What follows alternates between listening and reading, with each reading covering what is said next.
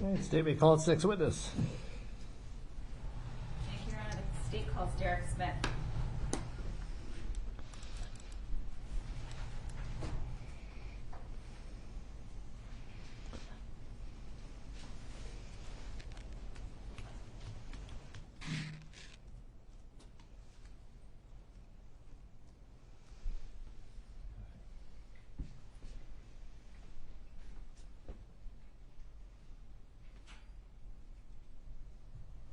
Stand by the chair. Yes, sir. Raise your right hand. Right You hand. swear or affirm under penalty of perjury that the testimony about to give will be the truth and nothing but the truth. I do. Have a seat. Thank you, sir. And if you could pull up to the microphone. And we've been having witnesses take off their mask. If you could do that if you feel comfortable. Yes, sir. And if you could start by stating your full name, spelling each of your names. Repeat that, please. State your full name, spell each of your names. Full name, spell my name. My name is Derek Smith. First name D-E-R-E-K. Last name is Smith, traditional spelling, S-M-I-T-H. Hey, Ms. Aldridge. Thank you, Your Honor. Good afternoon, Mr. Smith. Hi. What do you do for work, sir? Can you hear me? I'm sorry. What- Yes, currently I am a paramedic with Hennepin EMS. And how long have you worked with Hennepin EMS? Going on 4 years this summer. And have you worked as a paramedic or in the capacity as a paramedic before that? I worked for Gwinnett County down in Georgia for approximately a year as a trainee, pretty much paramedic school for fire and EMS. I also worked BLS as a paid-on-call firefighter for the city of Andover. Okay, I'm having a little bit of trouble hearing you. Did you say VLS? BLS, basic life support, just first responder stuff. Okay, so maybe could you describe a little bit what basic life support training you got? EMT stuff, equivalent to the Minneapolis Fire Department. So before going through your paramedic training, had you initially received some EMT or basic type of life support type training? Excuse me. Correct. All right, so in terms of your job as a paramedic with Hennepin EMS, what do you do on a day-to-day basis? We respond to various calls for emergency medical services in various environments. And are those wide-ranging? And could you give some examples of the types of calls that you respond to? Examples of calls I respond to, car accidents, intoxicated people,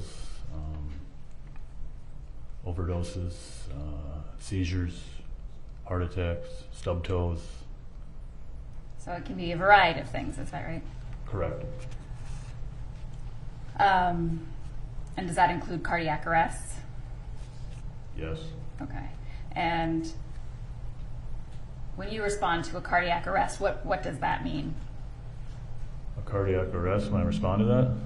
What's a cardiac arrest? A cardiac arrest is an individual that is, in lay's terms, dead, not producing a pulse, they're not breathing. So when you as a paramedic use terms like cardiac arrest or full arrest, is that what you mean? They're, in lay terms, dead, yes. Okay. So I'm going to direct your attention to May 25th of last year. Okay. Were you on duty as a paramedic with Hennepin EMS that date? Yes, miss. And did you respond to a call that evening? Yes, miss. Just a little bit back. That way, not quite. A little bit. There you go. Sorry, sir. Not a problem. We have to adjust for everybody, so. Yeah. All right. Thank you, Your Honor. And if you can't hear me, please let me know. And if I can't hear you, I'll let you know. Thank you, miss. So getting back to May 25th, what was the initial code or the initial type of call that you understood you were responding to? We were called Code 2, which means non-emergent, to a mouth injury. And then at some point en route to that scene, was that call upgraded? Yes. And what was the information you had at that time in terms of the upgrade? At that time, it was code 3. And what is code 3? Lights and sirens, get there with due regard and as quickly as possible. And at that point in time, was that all the information you had in terms of first being code 2 and then code 3? Not any, did you have any additional information about why it was elevated to a code 3? At that time, I had no additional information other than code 3. So where did you ultimately respond to that code 3 call? Was that in the area of 38th in Chicago? That's correct. And what did you observe? What did you see when you arrived on scene? What did I observe when I arrived on scene? There was a police squad, an individual laying down, 3 officers on the individual. There was multiple people. There was multiple cell phones out. There was elevated tones used. It didn't feel like a welcoming environment. So when you arrived and you said that you saw 3 officers on top of an individual, that individual that they were on top of, was he later identified? Yes. And was that individual identified to be George Floyd? Yes. So when you come up and you see the scene, 3 officers on top of George Floyd, and you said other individuals with cell phones out, what did you do when you arrived? What did I do when I arrived on scene? Assessed all corners around us, just gauge what was going on. I walked up to the individual, noticed he wasn't moving. I didn't see any chest rise or fall on this individual. He was in handcuffs at the time. I went up and, sorry. And when you approached, you said he was in handcuffs. As you approached him to inspect further, were the officers still on top of him? The officers were still on him when I approached. And what did you do when you approached? I was assessing the scene and running through what care may be needed. And did you take some initial steps, like checking for a pulse? I checked for a pulse. And did you also check the individual, Mr. Floyd's, pupils? I did. And what did you determine at that point? They were large, dilated. So you determined that his pupils were large and dilated. What about a pulse? I did not palpate a pulse. And when you say palpate, is that you didn't feel or detect a I pulse? did not detect a pulse. And what did his condition appear to be to you overall?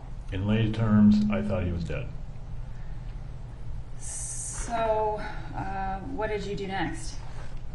I kind of looked for my partner and told him I think he's dead and I want to move this out of here. Okay. And I will begin care in the back Did you say you would begin care in the back? of my rig. And is the rig where your equipment is to deal with something like a cardiac arrest? Yes, miss. I'm going to show you something that has not been admitted but has been marked as Exhibit 56, so we'll just show it on your screen at the moment. Do you see that on your screen? It's kind of a glare, but yeah. Can you see it now if you reposition a little bit? Yeah. Okay. Are we here, Judge? Sure. This? Yeah. I get the gist of it, yeah. That's me touching this carotid artery. There's no pulse. All right. So you recognize this image is yourself checking for Mr. Floyd's pulse. Is that a fair and accurate picture of that? Yes, miss. Your Honor, I would offer Exhibit 56. Any objection? 56 is received. And I'd ask to publish it. All right. And I think you just described this as you checking for a carotid pulse. Is that right? That's correct. What's a carotid pulse? What does that mean? The artery in the neck. It's one we check for that. It's closest to the heart. There should be one there if you're up and breathing. Okay. And at the time you're checking Or for this, alive. Pardon me? I'm sorry, say that again. Or I meant alive, I said breathing. Anyways, go ahead. So why don't I just circle back to that? Okay. You're checking for a carotid pulse. What was your response to that? It would be one that you would find if you were, please finish your thought. Repeat that, please. I apologize. No, it's on me. Why do you check the carotid pulse, and what would you expect? In a living person, there should be a pulse there. I did not feel one. I suspected this patient to be dead, Okay. in lay terms. And at the moment that you're checking for this carotid pulse, are the officers still positioned on top of Mr. Floyd? Yes. All right. I'm going to take down Exhibit 56, and I'm going to put on the screen an exhibit that has already been admitted as Exhibit 248. If we could put that up, please. And then, does this show a different angle of your initial, well, what does this show here? Do you see yourself in this picture? Yes. Okay, and what are you doing? I am at the top of the screen there in that brown uniform. And you can use the stylus to be a little stylus or That's your what's finger touch- to, it's a touch screen, so you can just So point out where you were. That's me. Okay, and what are you doing in this picture? I think I'm grabbing my flashlight and I'm assessing what's going on here. Okay, and then in terms of using your flashlight, is that something you use to assist with checking pupils? Yes, miss. Okay.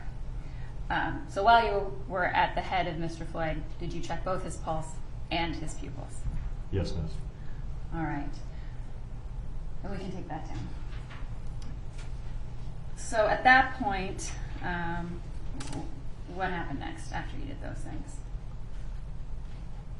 After I checked pulse and pupils, Yes. I looked for my partner and provided him that I believed the individual to be deceased. I wanted to get off scene, and I would start care in the back. And did you take steps to make that happen? Yeah, we grabbed our stretcher, our poles and canvas, and we were starting to prep to move the patient. And did you have any interaction with the officers in terms of moving the patient? Once we got the poles and canvas on the ground, the officers were very helpful in moving the patient onto the canvas. So did the officers assist you in moving Yes. the patient? Did you have to provide some direction to them in terms of moving the patient? Yes, at one point I had to tell one of them to get out of the way. They're in my way. Okay. And then why was that? What were you trying to accomplish? I wanted to get my patient to my rig as quickly as possible so I could begin my resuscitation efforts. He was standing in between the stretcher and where I needed to be. He needed to be eliminated from the situation. And were you you said as quickly as possible. Why were you trying to get things done as quickly as possible? For my patient care. And is timing something important when it comes to someone who's in cardiac arrest? Yes. And why is that?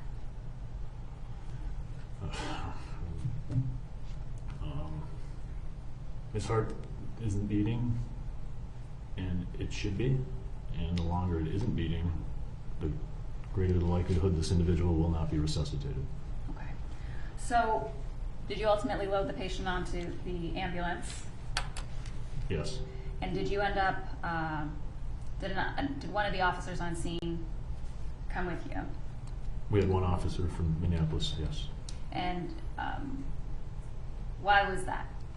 I needed somebody to start chest compressions. And when you arrived on scene, did you observe anyone rendering any medical care or chest compressions when you arrived? When I arrived on scene, there was no medical services being provided to the patient. Okay. So when you got on the ambulance, did you do some further assessment of Mr. Floyd's condition? Yes. And was it at that point that, well, what did you do next? We're in the back of the rig. Yes. I had them shut the doors. I took the Minneapolis police officer with me. I started to declothe the individual to better assess. And just to stop you right there, why do you have to do something like that? To better assess what's going on, to get room to just do my job and provide patient care. And when you declothe an individual, does that provide further access in terms of any IV or other options for you? Yes.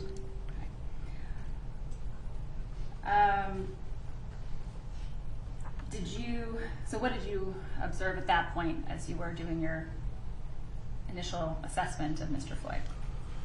He had some superficial injuries to his face and shoulder, it appeared. I reconfirmed that he was pulseless and wasn't breathing. I had to take the handcuffs off. I had the clothes getting removed so I could prepare to take care of this individual. And did you personally take off the handcuffs? Yes, I took off the handcuffs. How are you able to do that as a paramedic? I have a pair of handcuff keys. So in the line of your work, you're able to use those keys to take handcuffs off an individual? Yes. And is that the key that you used? Yes. And did you provide some additional direction to the law enforcement officer who was with you? Yes. And what was the nature of that? I inquired to the events prior to my arrival, and I also directed him to do chest compressions. And was that when those chest compressions, upon your direction, was that when chest compressions first began to your knowledge?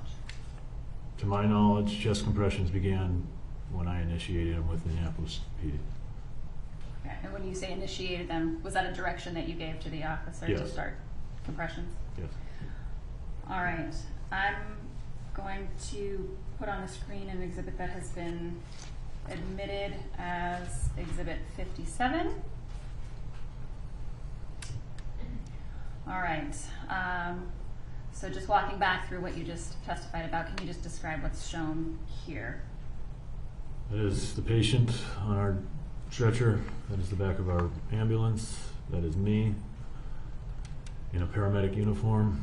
I am checking for a carotid pulse. And was this subsequent to, after your initial check on the street? I was reconfirming my initial assessment. And And again- yes, he still did not have a pulse. Okay.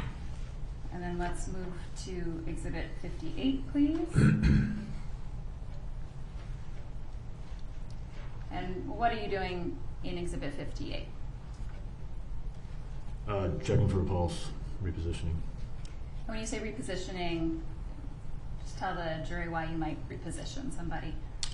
I was just hoping to find a pulse and reposition for an airway. Just reconfirming that I needed to start working a cardiac arrest. And had anything changed in terms of your initial assessment? No miss. So you were not able to detect a pulse? is that Correct. right? And did he appear to be breathing? No miss.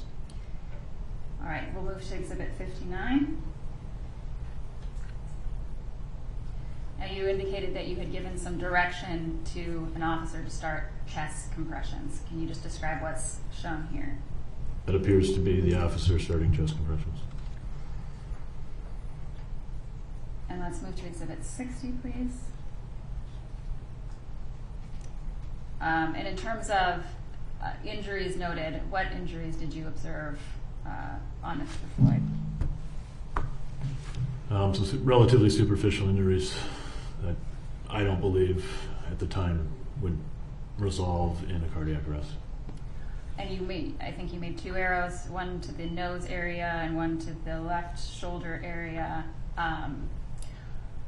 In terms of your treatment of the patient, were these, you said superficial, were these not your primary concern? No, the cardiac arrest was my primary concern. Okay. And then we'll put on Exhibit 61, which has already been admitted on the screen. And again, just with respect to the injuries, is this image consistent with what you were describing? Yes. Okay. Facial. All right. And you're pointing to, you made an arrow on the nose area. What did you observe there? Yeah, I didn't suspect a life-threatening injury, and I was going to go work a cardiac arrest. Okay. But does that arrow indicate a finding of some kind? Was there blood or something else you saw there? It appeared to be blood of a superficial injury. Okay. But that injury not life-threatening is what you're talking about? Not, in my opinion. You were dealing with the cardiac arrest? Correct. Okay. All right. We can take that down, please. So ultimately, did you and your partner move with the patient to another location? Once the individual was loaded, I had directed my partner to move us somewhere more secure and stable and to update fire. And when you say update fire, what does that mean? To our new location, and that we're working a full arrest. So I understand, when you inform fire that you're working a full arrest, what is the message that you're trying to get across? Is there a need that you have?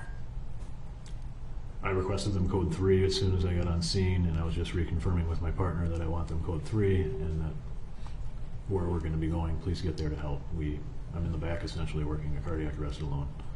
So what was your concern working a cardiac arrest alone and needing fire to come code 3? I mean, what is... There's a lot to be done in a little bit of time, and I'm only human. And does a cardiac arrest require a lot of hands-on? Yes. Okay. And while you're relocating and your partner is driving and you're in the back, are you continuing to assess the patient and continuing to work on the patient? Yes. So what, during that period of time, did you observe about his condition? Maybe more specific, anything you noted about a rhythm or lack of rhythm when it came to... Once we got the pads on, I noticed he was in a systole, meaning he is not producing electrical activity in the heart, and it's not perfusing any blood flow. So when you say once you got the pads It's a on... flat line. You said flat line, is that right? Yeah. Okay, and I'm going to try to finish the question. And then Sorry, I'll shut up, go. It's okay, no problem. Okay. No problem. But let me just back up just so that we're clear. I think you said he was in asystole or flat line once you got the pads on. So can you just describe just how that works? You know, once you have pads on a patient, what are you able to see on your monitor? Since I didn't feel a pulse, I put the pads on because then it shows the electrical rhythm on our Zoll monitor. It also allows us to provide a defibrillation in the event that the rhythm presented as such. But being it was a systole, it's a non-shockable rhythm per our protocols. Okay. So I'll just follow up on that a little bit. You said the pads are connected to a Zoll monitor, is that right? That's correct. And what's the Zoll monitor? We can take blood pressures, get pulse ox, CO2 readings. It reads the heart rhythm. Take 12 leads on there. And is that the way you're able to see what's going on with respect to your patient's heart on your monitor? Yeah, more or less. Yeah, yes. And you said that at that point he was in a systole, which is a non-shockable rhythm. Is that right? That's correct. So does that mean then that defibrillation or applying a shock would not be something you could do at that point? Correct. Per my protocols, you don't shock a systole. Okay, and why is that? It's just not what you do. Okay. Is there... You want to change the rhythms, in my understanding. It's not a rhythm. It needs other interventions to get to a better rhythm. Okay. So in terms of what it means, right, when you say flatline or asystole, I mean, what does that mean in terms of patient status? It means they're dead. Okay. And what were you doing in terms of trying to provide whatever care you could provide, knowing that he was in asystole? What were the next steps you took? I was working a cardiac arrest. And maybe you could walk through that. So when you work a cardiac arrest, what do you do? We initiated the chest compressions. I was trying to get our Lucas together. I got the pads on the gentleman. I was getting airway equipment ready, starting to prep some meds and access points and stuff. And at some point, after the ambulance was parked at another location, did your partner come back and assist with those things? Yes. And ultimately, did you set up the things that you needed to set up for your protocols in terms of IV and airway and those kinds of things? By the time my partner got in the back, Right. I hadn't done everything, no. But I was in the process of attempting to resuscitate this individual. So while you were en route, you were working on the patient, and were you working continuously also when your partner came back after you were parked? Yes, we were continuing to work a cardiac arrest. Okay. And ultimately, did Minneapolis firefighters meet you at the location as you had requested? Eventually, we met up, yes. And then what happened at that point? We had the officer leave. Fire took over breathing. We had all the airway set up, oxygen. And he was on our monitor. We had the Lucas going. I started handing out drugs because we had to mix our epis and our sodium bicarbs and spike some saline bags. And I had just said, hey, get as much as you can. Okay, so let me stop you there because you just told us a lot of information. So when you said handing out drugs, I mean, is there a specific, are there particular drugs you give when you're dealing with a cardiac arrest? Yes. And do those include epinephrine and sodium bicarbonate? Yes. And do you have particular concerns or particular courses of action when somebody may have been pulseless for a relatively extended period of time? Yes. And maybe, did you follow those protocols in this case? Yes. Okay.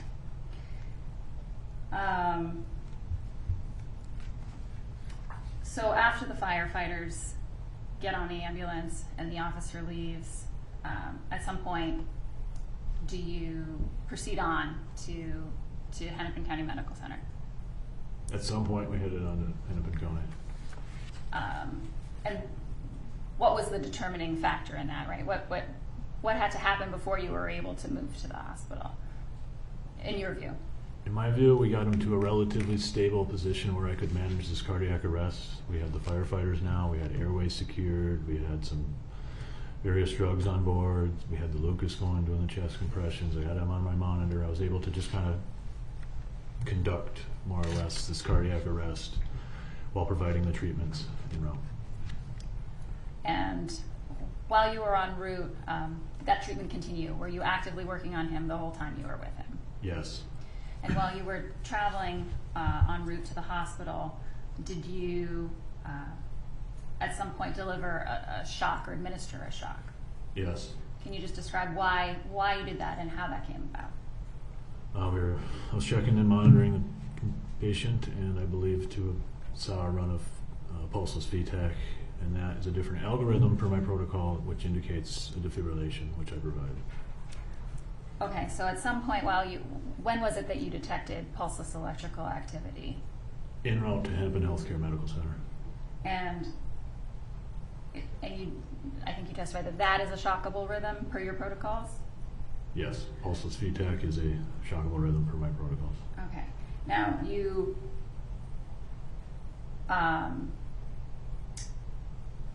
what made you notice the change? Was there, in terms of the rhythm? We periodically check in. And when you noticed the change, was Mr. Floyd already on the Lucas device? The Lucas device was working on him, meaning giving compressions. Lucas device was doing compressions at the time. Okay. So initially he was in asystole, but then you, at some point, saw on the monitor that there was the possibility of pulseless electrical activity. Is that right? Correct. We would pause Lucas, do a pulse check. It looked like a rhythm change of the pulseless VTAC. I elected to defibrillate that. And was there any effect? It just delivered a shock, and he remained in his quote-unquote dead state, and we continued on with the cardiac arrest. And so, just to be clear, I mean, when someone is in the state that you're describing, are you looking for any opportunity to administer a shock or provide additional treatment that you might be able to. Yes, he's a human being, and I was trying to give him a second chance at life. But ultimately, were you able to generate a pulse or any positive change from that shock that was administered? Sorry, can you repeat that, Sorry. please? Did anything change after that shock? Did anything get better with Mr. Floyd? No.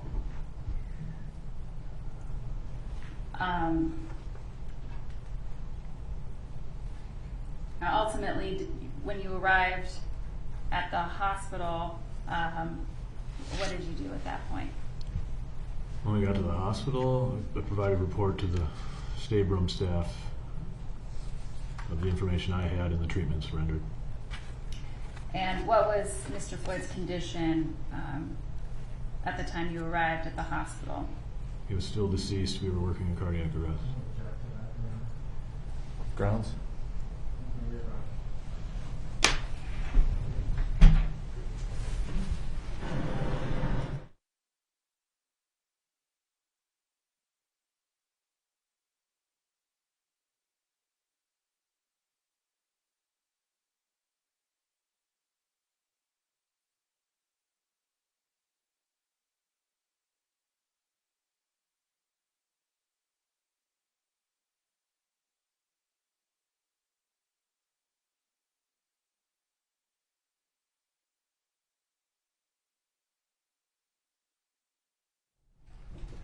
Objections overruled. The answer will stand.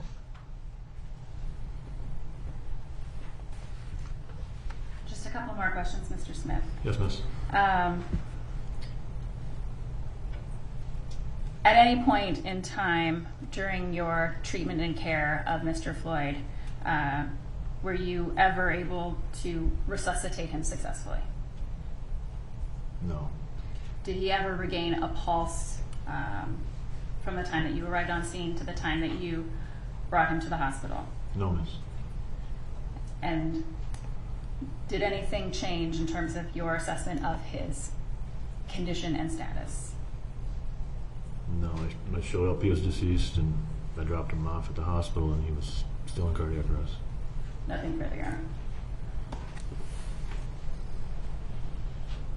Mr. Nelson. You may.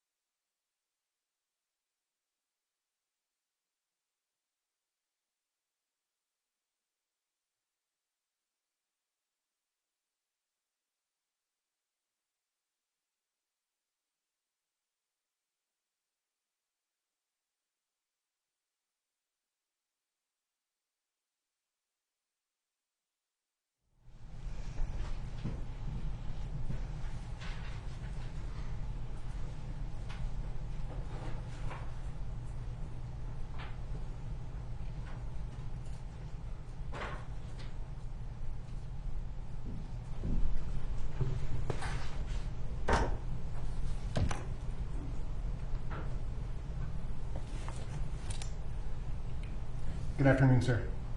Hello, sir. Thank you for being here. Thanks for having me. Just a few questions for you. Not very many at all, actually.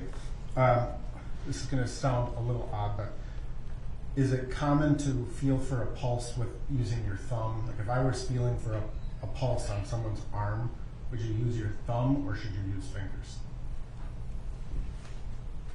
Generally fingers. Is that because you have a pulse in your thumb? You It's make- said to be, yeah.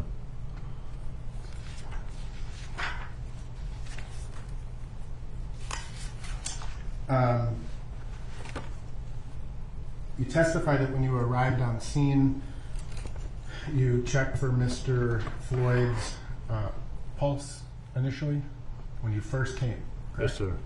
And at that time, the officer Chauvin was, his knee was still on the back of Mr. Floyd, right? What's the video show? He was still at the head of the patient, yes. I don't remember the exact location. Of his knee was? Correct. There's a lot going on. I'm showing you what's been admitted as Exhibit 56. You were able to feel where his carotid artery was while Officer Chauvin's knee was in that place? Yes, sir.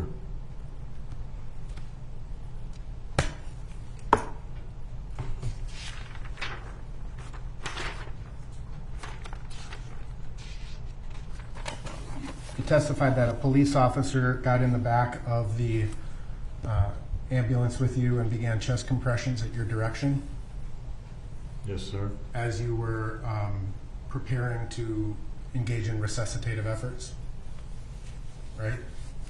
What's the... You're reconfirming what she's already gone over, is that correct? Correct. That, yeah. Right.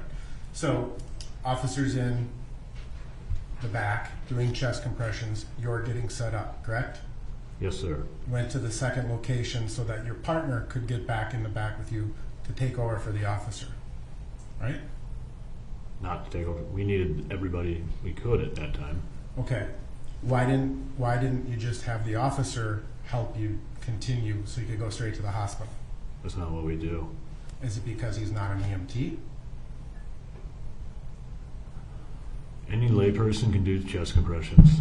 There's no reason Minneapolis couldn't have started chest compressions. That's not my question. My question is, he's not an EMT, correct? I don't know the level of certification of the individual that got into the back of my rig. All right. You wanted a partner who could help you out, correct? I wanted as many people that were willing to help me at that time to work this cardiac arrest. All right. And that's why fire came, right? Correct. And ultimately, the officer was kind of put out of the rig. Correct. I have no further questions.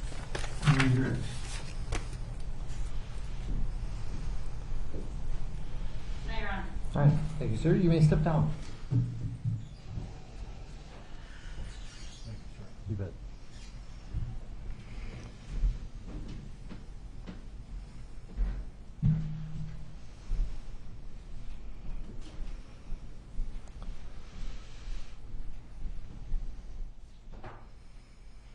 Next witness. Your Honor, the state calls Jeremy Norton.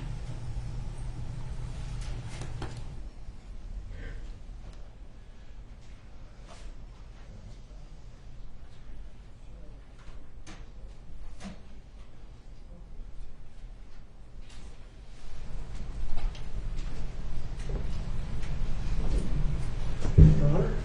You just stand right there. Raise your right hand. You swear or affirm under penalty of perjury that the testimony you're about to give will be the truth and nothing but the truth. I do. All right, you can just lay the folder on the table there. And if you could have a seat. Thank you. And before you begin, if you could, first of all, if you could pull the microphone up a little bit. It's not very flexible, but there we go. Is that all right? Perfect. Good. Would you start off by stating your name and spelling each of your names? Jeremy Norton, Jeremy Norton. Ms. Aldridge. Chuck, may I remove the mask? Oh, All right, I should have asked you that. Thank you very much. Please, that's appreciated. Thank you, Your Honor. Good afternoon, sir. good afternoon. Where do you work? I work for Minneapolis Fire Department. Currently, I'm assigned to Fire Station number 17. And what's your title? My title? Yes. I am a captain. And how long have you been a captain with the Minneapolis Fire Department? I promoted to captain in 2007. 2013 to 14 and 15, I was a battalion chief, and I demoted to captain in 2017. And how long have you been with the fire department in total? Since 2000, so 21 years. Have you served in a variety of positions over that period of time? I was a firefighter from 2000 until 2007, captain from 2007 until 2014, battalion chief 214 to 216, and captain again 216 until the present. And what's your educational background? What did you do in terms of training to become a firefighter in the first instance? When I started, I applied in 1998. The department, once one was hired, the department provided all of our training: EMT basic, hazmat, and then firefighter 1 and 2. So maybe you could just describe a little bit what those things are. It was 21 years ago. When you say EMT Right. basic 1 and 2, what does that mean? Affirmative. We are given training to the EMT basic level. Now, to apply, one needs to already be an EMT. That required classroom training as well as hands-on training, and then passing the National Registry EMT test, and then becoming a licensed EMT. We can have continuing education to maintain our certification. And that is every 2 years we have to recertify, both for the state of Minnesota, and then we have the option to maintain a national certification level.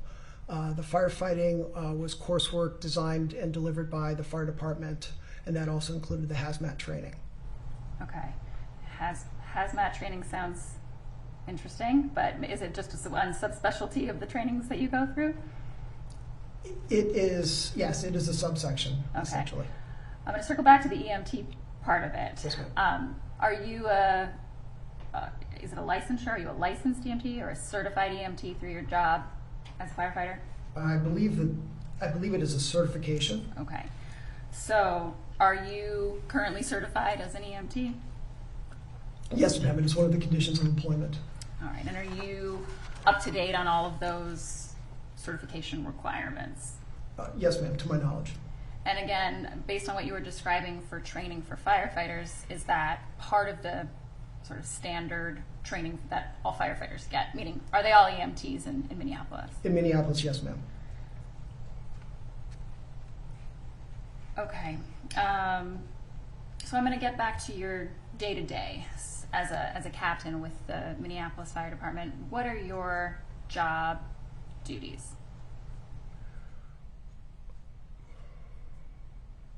To which level? I mean, simply put, I'm in charge of maintaining the care and treatment and training of my crew, our equipment, and our station, which is broad. But then within that, I'm in charge of ensuring that we uphold city rules, regulations, have appropriate interactions with the public, work well with other agencies, maintain our training. I'm in charge of all documentation and records. And then on all of our calls, I'm in charge of the overall safety and well-being of our crew and ensuring that we act appropriately. So, fair to say you're in a leadership position. That would be affirmative. And do you still, despite being, I guess, a supervisor or in leadership, do you still respond to calls as well? Yes, ma'am. And as a crew, we work together. Okay. And that's still part of your day-to-day, responding to calls? Yes. What portion of your work as a Minneapolis Fire Department employee is medical in nature? Do you respond to a lot of medical calls? Does fire respond to a lot of medical calls? The number that I've seen for the department and then for nationally would be about 80% of our work is medical in nature. So, any of us who assume that firefighters just fight fires, is that not the case? No, you've been watching the wrong shows. But you said 80% medical. That is what statistics show, yes, ma'am. So the vast majority of your job is responding to medical calls as opposed to fighting fires. That is correct. What types of medical calls do you respond to? Could you give some examples of the types of things you do? Certainly. The simplest way would be anything from birth through post-death that anyone calls 911 about. We will respond with either in concert with or ahead of or to support the paramedics. So is it common for you to work with them in your job? Absolutely. And why is that? Why do we work with them? Yeah, why is there this, what's the need to work together? The paramedics are higher trained. They have a higher level of standard of care. They have more skills they possess. Their schooling is longer. But the idea would be an emergency medical response that if something is a life or death issue, having an EMT arrive with equipment, an AED, an oxygen mask, any of our other tools, we can provide care for someone who is in critical condition until the paramedics arrive, and then they can take over to a higher level, and we support them. And I think you just used the term AED. Can you just describe what that is? It is what would be called a heart starter, the automatic. I'm going to botch the letters right now, so I'll just say it is the heart start. It is what is used when someone is in cardiac arrest. And are you, as an employee of the fire department, do you carry that type of equipment, or are you able to assist with that type of thing? Yes, ma'am, both. We do carry it on our rigs. It is part of our standard complement, and I can use anyone I'd find in this building. Okay. I'm going to direct your attention to May 25th of last year. Yes, ma'am. Were you on duty as a captain with the Minneapolis Fire Department on that date? I was. And did you respond to a call that evening? Could you say that again? Did you respond to a call that evening? We responded to several, yes, ma'am. Okay. And specifically with respect to the area of Cup Foods, was there a call that you initially responded to that location for? Yes, ma'am. So maybe you could, if you could, please just describe what was the nature of the call that you were initially responding to? We were dispatched initially code 2, which is a non-emergency response at, I believe, 8:30 p.m., give or take a couple seconds. And we were given very little information. I believe it said assist paramedics, perhaps, but just said engine 17, code 2, either 38th in Chicago or 3759 Chicago Cup Foods. And so, do you want me to explain more? So let me just stop you right there. And I'll just ask a follow-up question. How did that information come to you? In other words, how did that call initially come into your fire department for your station? The majority of calls will come in through central dispatch. So they control how the station will open up, meaning the radio and the lights will come on, and then there are signifying tones that indicate generally the nature of the call, and then on top of that, the dispatch will provide whatever information they have as to the nature of the call. So with respect to the evening of May 25th, you said around 8:30. Were you in the station at that time? Yes, ma'am, we were inside. And did you hear some particular tone that alerted you to this code 2? Yes, it's the standard. The lights come on, the speakers click on with an audible click, and then there's two short tones, kind of staccato, and then followed by the dispatch announcing where we were going.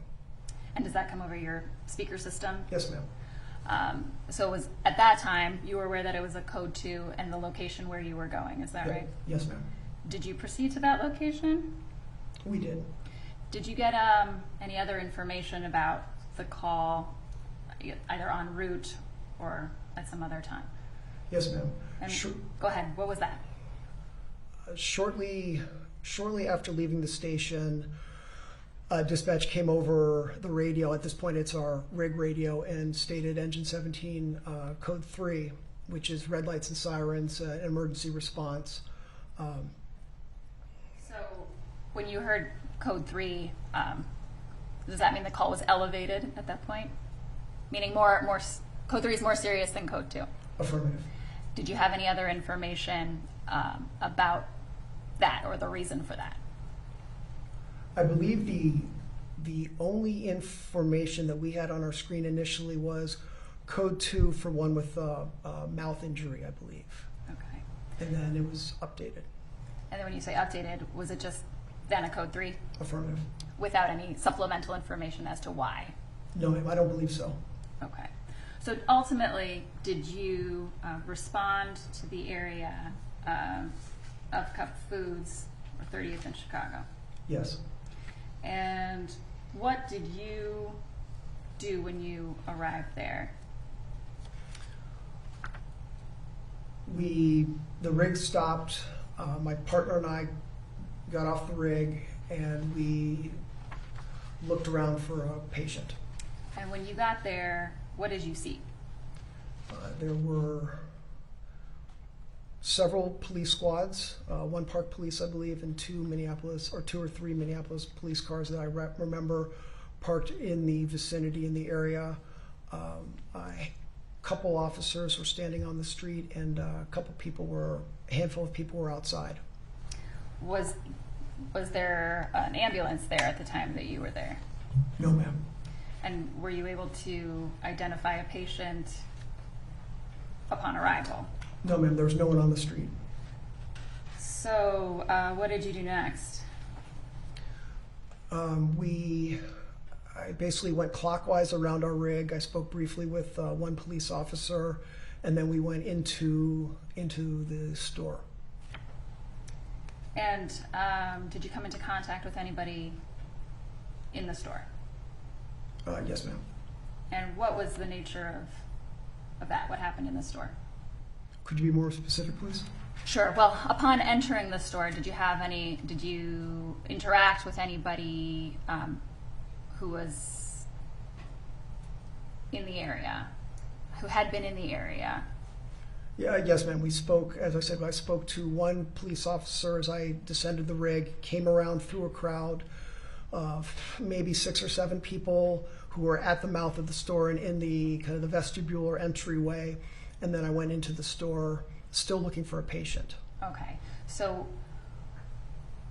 you went into the store looking for a patient. Did you have any interaction with anybody? You said there were a number of people, 6 or 7 people. Did you have an interaction with any of those people? Ma'am, do you mean did I speak with any? I'm not sure what you mean by interaction. Yes. Did you have a conversation with any of those people? As I was walking through, I heard what people were saying, and then, but I was pretty much looking for a patient. I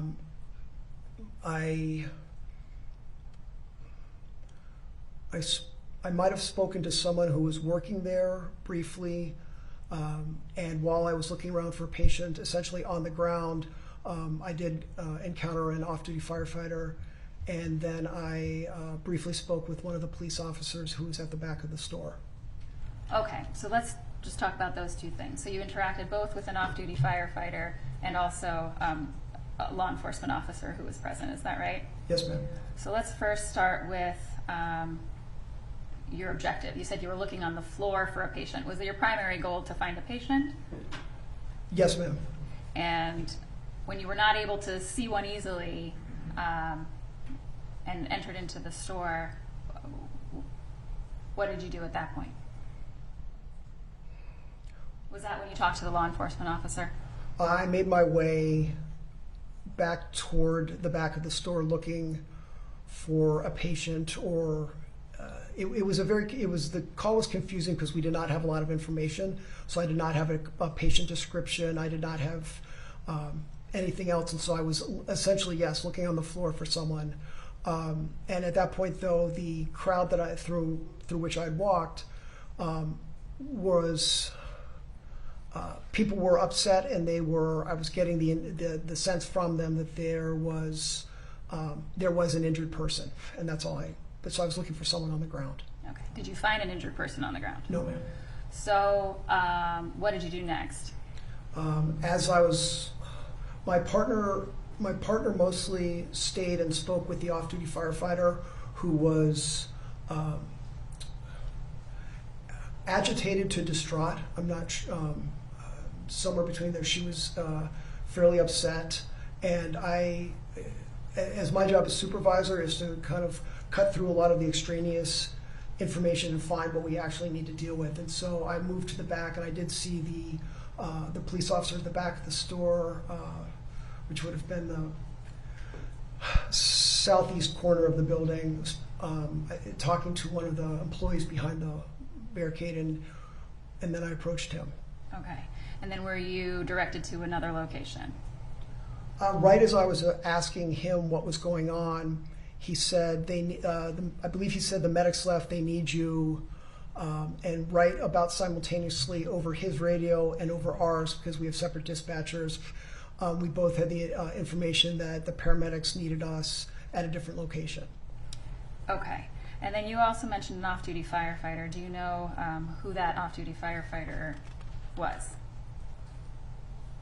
Do I know who she is now? Her name, yeah. Yes, ma'am. Genevieve Hansen. At the time, did you have limited interaction with her? I had worked. I'm sorry, if you're asking prior to that day. Right. When you arrived on scene, did you immediately recognize her as somebody that you knew? No, ma'am. I think I walked right past her, and then she popped up to my left once we were inside the store. Okay. And then after the fact, do you now know that that was an individual that you know to work with as Genevieve Hansen? Prior to that, once we started speaking, I did a double take, and I clocked that I knew her. Okay. And then we spoke. And what information did you have at that point in terms of what was happening and what was going on? The police officer said that the medics had left and they needed us, code 3. Dispatch said the same thing, and then from the off-duty firefighter and from the crowd, I was hearing and inferring that there was an injured man who had been sustained injuries in a scuffle with the police, or in a situation with the police. Okay. I'm going to put up on the screen what's already been admitted as Exhibit 68.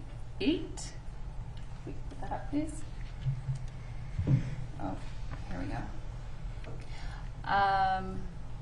All right, so you described your arrival. Could you just describe what's shown in Exhibit 68, please? Yes, ma'am. That is our fire truck, engine 17. That is me stepping out from the captain's side.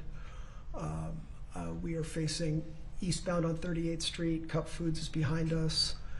There is a squad to my forward and right from this photo to my left. And I believe that was the police officer I spoke to whose body camera that was. So I was about to make contact with him. So does this show you upon your initial arrival at the scene? Yes, ma'am. And if we could move to Exhibit 69, please. Did someone come off? So Exhibit 69 is now on the screen. If you could just describe who is pictured in this photo. That is me to the right of the screen, and that is firefighter Jennifer Hall to the left, coming around from her side of the rig. She was a rookie who started with us at the end of March. And so were you both responding together, essentially? Yes, ma'am. She was my partner. Okay. Can we move to Exhibit 70, please? You described walking into the store and seeing some other individuals. Could you just describe what's shown in Exhibit 70, please? Yes, ma'am. There's looks like a police squad ahead to my left, north on the street. I believe that might be a park police squad to my left. 4 people outside, one of whom is off-duty firefighter Hansen. I did not recognize her walking through. Do you recognize her now? Affirmative. Could you just, you can use the stylus or your finger, but it's a touchscreen. If you could just indicate where she is, please, in this photo. All right, you made a green mark above where, indicating Genevieve Hansen is. Can you just indicate where you are in this photo as well? All right, and there's an arrow showing where you've just made that mark. And then, could you identify Jennifer Hall as well, please? All right, did you know any of the other individuals in this? In this photo, no, ma'am. And if we could move to Exhibit 71, please. I'm sorry, 72, please. All right, so did you ultimately enter the store and have a brief interaction as you described with a law enforcement officer in there? Yes, ma'am. And does Exhibit 72 show that? I should be more clear. What does Exhibit 72 show? I believe it would be the body camera of the officer with whom we were speaking. And who's pictured in this image? I'm on the center. I'm in the center, and firefighter Hall is to the right. And was this inside Cup Foods? Yes, ma'am, towards the back of the store. All right. And as you described, when you learned that there was no patient there, we'll go back to Exhibit 71, please. Now I've got Exhibit 71 on the screen. Did you then exit the store? Yes, ma'am. And can you just describe, is that what you were doing in Exhibit 71 here? Yes, ma'am. All right. So once you had the additional information, we can take that down, thank you. What did you do next and where did you go? We were directed to meet the medics at 36 and Park Avenue South. We got back on our fire truck and we responded to 36 and Park. And what did you see when you got there? The Hennepin County Medical Center ambulance was parked on the east side of the street, just south of 36.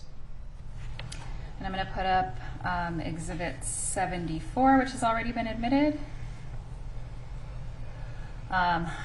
Ultimately, can you just describe what point of view this is showing in Exhibit 74? Yes, ma'am. That is not me, but this would be the view from my seat. And so in the foreground, is that the fire truck that you were in? I'm sorry, yes. This photo is taken from the front seat of the fire truck facing the ambulance. And is that where your fire rig parked once you arrived at that location to meet up with the ambulance? Yes, ma'am. And what did you do once you arrived at that location? Again, my partner, firefighter Hall, and I got out of the fire truck and we went into the ambulance, entering from the side door. And what did you observe at that point in time? 2 paramedics and 1 police officer and a patient on the stretcher. What appeared to be the condition of the patient that you observed? He was face up on the stretcher.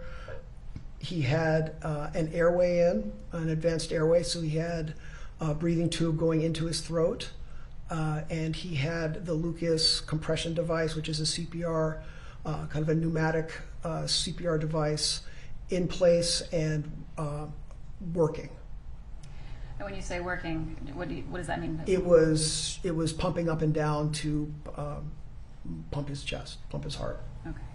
And first of all, this patient, was he later identified by name? Yes, ma'am, it's George Floyd. So you said that he had an airway in place and the Lucas machine was pumping. What did you observe about his overall condition? I mean, other than that, he was unresponsive. Right. What, I mean, maybe not other than that, but what do you mean by unresponsive? What did you see? A person who is not, who's, I'm sorry, it's a confusing question. I'm sorry. Not a good question. I apologize. Just tell. He was an unresponsive body on a cot. The airway was in place so that we could breathe for him, or so the responders could, or people could breathe for him, and the Lucas device was compressing his heart to get blood going through his body. And when you say breathe for him, what does that mean? I was not clear about that. And an airway device goes in through the throat, gets and basically gets better access into the lungs for some sort of an airway and oxygen delivery device. In our case, would be a bag valve mask, a BVM, which is like a Nerf football sized compressible bag that we squeeze every 6 seconds to bring air into their lungs, and it's oxygenated air. So when you say breathe for him, does that imply using that BVM and actually squeezing it? Yes, ma'am. Okay. So, I'm sorry, to your question, in the absence of those actions, the patient would have been pulseless and unresponsive, not breathing, and for all intents and purposes, dead. Okay, and were you aware of the status with respect to any pulse that, was the patient pulseless when you arrived? We did not check a pulse until we took over, they were working, we joined them. As part of their protocols, we did pulse checks multiple times from when we arrived until we arrived at the stab room at HCMC. Did anyone ever find a pulse? No, ma'am. And when you first, just getting back to when you first got on this ambulance, you said you saw 2 paramedics. Was there a law enforcement officer who was also in the back of the ambulance. Yes, ma'am. And when you arrived, did you essentially switch places? Did he exit the ambulance? Yes, ma'am. He was, I believe, on the bench seat. I cleared him out, took the seat at the head, and took over ventilations for the patient. And when you say ventilations, are you talking about that BVM? Yes, ma'am. So were you squeezing it for Yes, ma'am. the process to work? Yes. Okay. After the officer left the ambulance and you were working on squeezing the BVM, what happened next? Did you proceed to the hospital with the paramedics? I'm sorry, those are two questions. Okay, let's start with the first one. And maybe I can just rephrase it better. What did you do after you took over the squeezing of the BVM? I myself continued that until we were cleared at the stab room at Hennepin County Emergency. Okay, so did you continue to do that, perform that act, all the way until you got to the hospital? Yes, ma'am. And what did you do once you arrived at the hospital with the patient, Mr. Floyd? We continued from the ambulance into the stab room, which is their critical care room. I believe there were two other cases, patients already in there, so the room was a little hectic. They were still assembling their staff, so I continued at his head, breathing for him for a short amount of time until their team took over and cleared us. And once you were cleared, and what does that mean, cleared? Well, it's a hospital. They have a lot of people who can do our job, so they basically kick us out so they can take over the more comprehensive care. What did you do at that point, once you were cleared? How do you mean? Did you ultimately need a ride?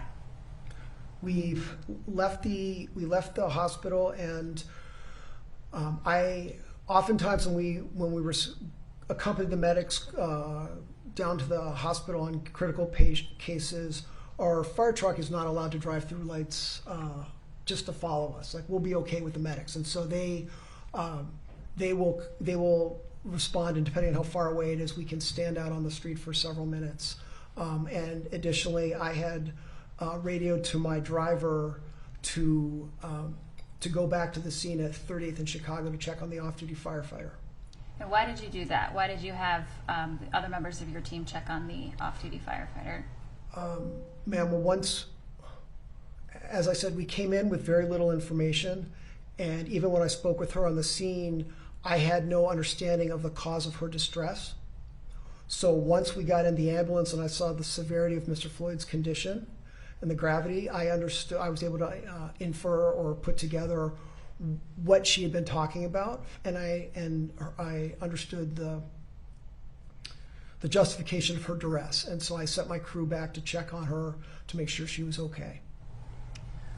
So once you put those pieces together and understood Mr. Floyd's condition, were there additional actions that you took after leaving the hospital?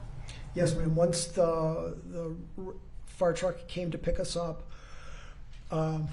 we kind of had a brief, kind of a debrief in the rig, talking, because we had my partner and I had a very different experience from my driver and the other firefighter, because especially during COVID, we were either going in one at a time, or because I had a rookie, I was trying to give her experience. So my senior firefighter and my driver remained on the rig for most calls from the end of March through midsummer. In this case, while my partner Jennifer Hall and I entered the rig and encountered someone who was not responsive, and it's just that way. The police officer. Ask another question. Oh, sorry. Let's just back up for 1 second. You said that you and your partner, Jennifer Hall, Yes. were working together and you got on the ambulance. What were the other members of your crew doing, and who were they? Yes, ma'am. I apologize for that. Stephen Mudek is a rank firefighter, and Tracy Trebell is my driver, or fire motor operator. So were all four of you together on May 25th Yes, of ma'am. last year? And I'm sorry, I just had to finish the question first so she can take it all down. But all four of you, you said, were together on May 25th responding to this call. Is that right? Yes. And who was it that you sent to go talk to the off-duty firefighter Genevieve Hansen? I had FMO Trebell and firefighter Mudick take the rig back to the scene. And when you say the scene, is that Cup Foods? Yes, ma'am. And where were you while that was going on? We were in the ambulance at 36th and Park, and then we were en route to the hospital, and then they met us at the hospital. And when you say they, ultimately did Tracy Trebell and Stephen Mudak from your team meet you at the hospital? Yes, ma'am. And then you said that the four of you had a debrief, is that right? Briefly, yes. What did you do after that? Sidebar, please.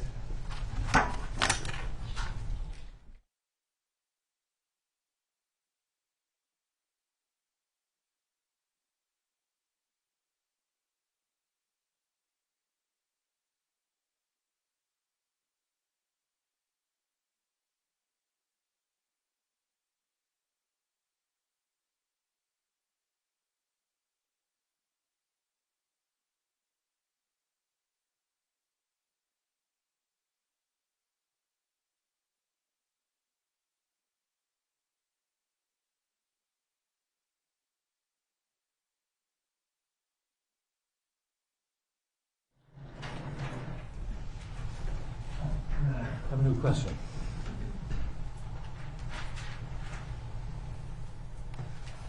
Captain Norton, did you ultimately report this incident, what you saw and what you observed, internally to the fire department? Yes, ma'am. And why was that? Twofold. I was aware that a man had been killed in police custody, and I wanted to notify my supervisors to notify the appropriate people above us in the city, both the fire department and whomever else. And then I also wanted to inform my deputy that there was an off-duty firefighter who was a witness of the scene. Nothing further, Your Honor. Mr. Nelson.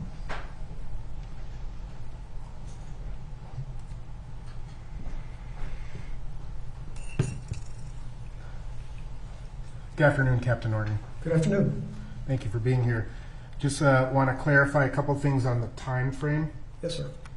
So I'm going to show you what's already been admitted as Exhibit 151. You're familiar with the computer-aided dispatch or incident detail reports? Yes, sir. This is Exhibit 151 is a computer-aided dispatch report from this incident.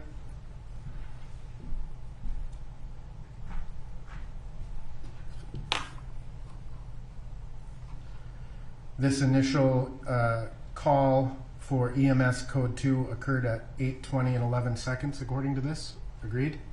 That's what it says. And that was upgraded. This incident was upgraded at 8:28, correct? To code 3? Well, sir, it says something different above. So multi-agency police? You're talking about that? No, sir. Pardon? No, sir. So you've got 330 EMS code 3 at 8:21:35. Yes, sir. All right. And then you have some info for EMS at 8:27:21. That is correct. And that is that they had someone had a male restrained on the ground, correct? Yes, sir. It says PDF male restrained. Right. Fire was E412, which is the emergency ambulance, added fire at 8:28. Agreed? That's what it says.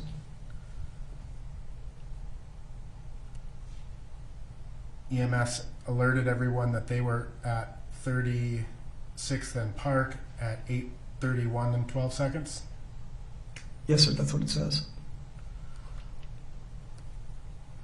Then there's this METCOM call at 8:33 where EMS is asking for a fire department for patient condition, right? Yes, sir. At down here at 8:35 and 13 seconds, it says Minneapolis Fire Department to en route to Park and 36th, That's correct. and you were 2 minutes out at 8:36 and 7 seconds, That's what I reported, yes. and so you arrived at about 8:38, correct? I'm not sure what time we arrived. Thereabouts, but within about 2 minutes as of your call. I believe so, yes. I believe it was 8:37, but yes. Okay. So the original call for EMS code 2 was 17 minutes prior to when you got to the ambulance. Could you clarify, please? The original call, EMS code 2 for mouth injury at 8:20. That is not for us. Understood. But it's 17 minutes after the original call went out, correct? That looks appropriate, yes. You were called, or fire, I should say, was called at 8:28 and 36 seconds. That was somebody's radio transmission, yes, sir. And the fire incident was created 7 seconds later at 8:28 and 43 seconds. So fire was notified at 8:28:43. Our dispatch was, yes. And what time did you arrive, based on your recollection, at Cup Foods? Our station opened up at 20:30. We arrived at 20:32 and change. Okay. So again, 12 minutes after the original call for service. Yes, All right. And when you arrived, paramedics had already removed Mr. Floyd from the scene and gone to 36th and Park, which is why you didn't find him at Cup Foods. yes, sir. Okay. I have no further questions. Any further?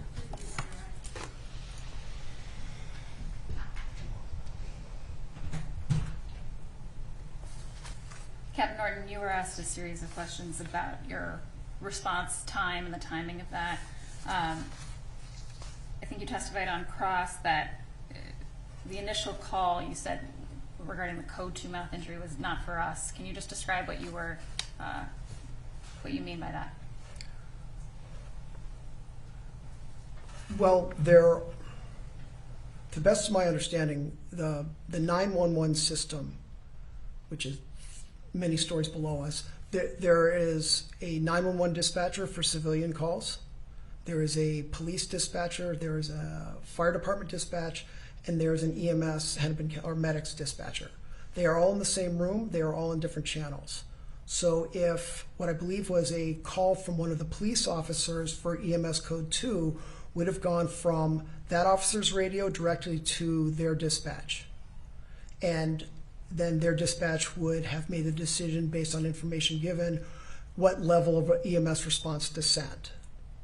So when you're responding to a call, this information isn't necessarily showing up for you on a screen somewhere while you're sitting in the station? Ma'am, which information? Exhibit 151 that was shown to you, the CAD report, that was something. No ma'am, that is a kind of more of an aggregate.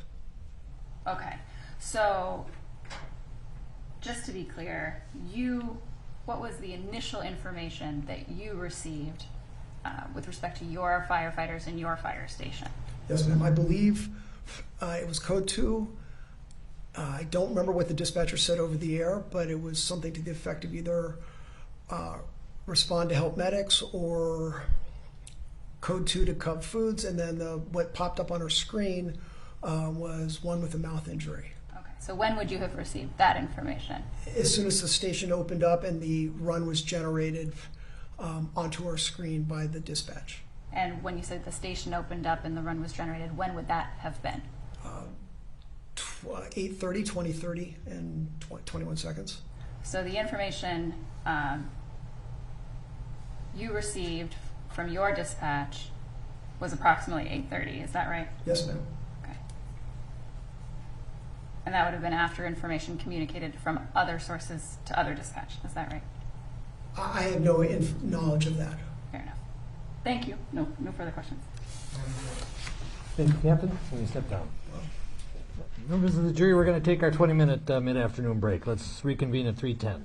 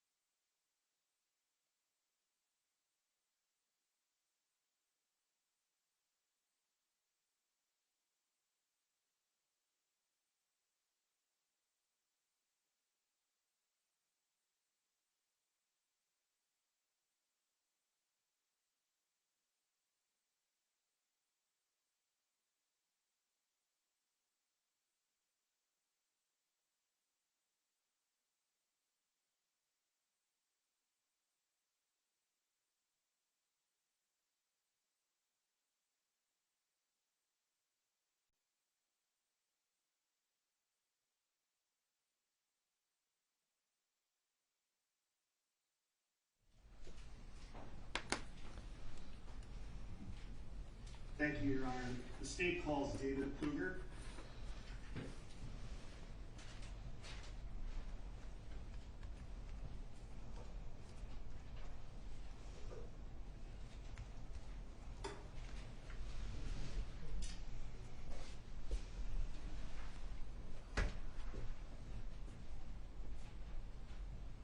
Maybe you just stand here for a second. Raise your right hand. Swear or affirm under penalty of perjury that the testimony you're about to give will be the truth and nothing but the truth. I do.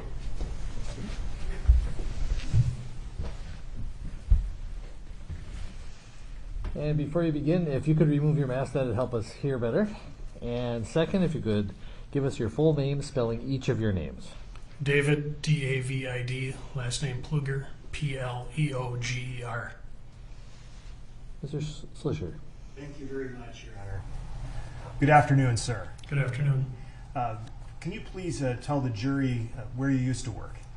City of Minneapolis Police Department, How long were you a Minneapolis Police Department officer? approximately 27 years. You recently retired. I did. And when did you begin your career as a Minneapolis police officer? 1993. And where did you start? Did you start your law enforcement career at MPD? No, previously I worked at the Richmond, Minnesota Police Department for approximately 6 months. Okay. And after working at Richmond, you moved to the Minneapolis Police Department, is that right? Correct. And did you do your academy training through Minneapolis Police Department? I did.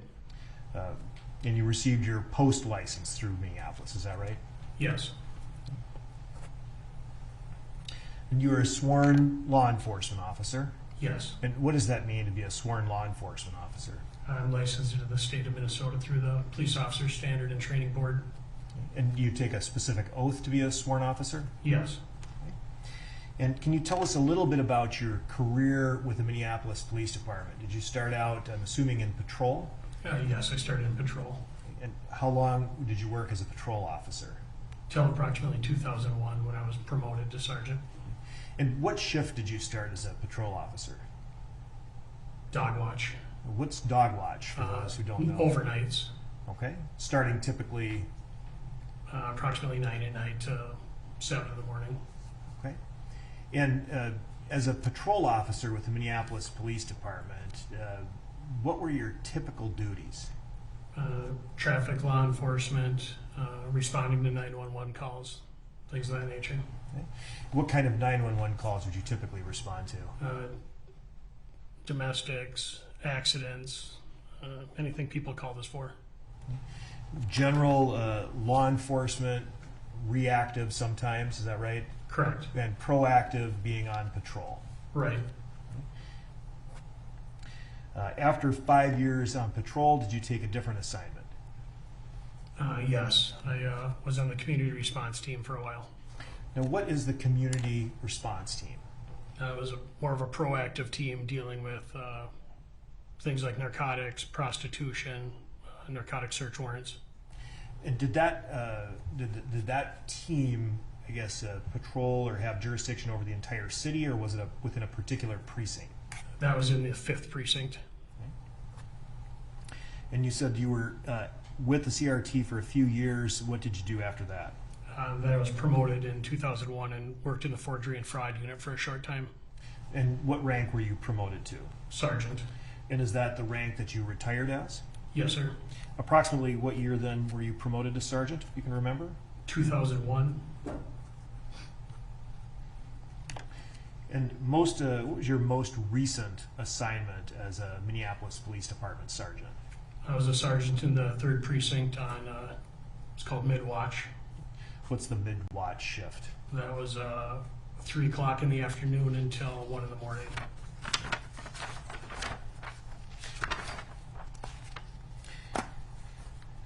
At this time, I'd like to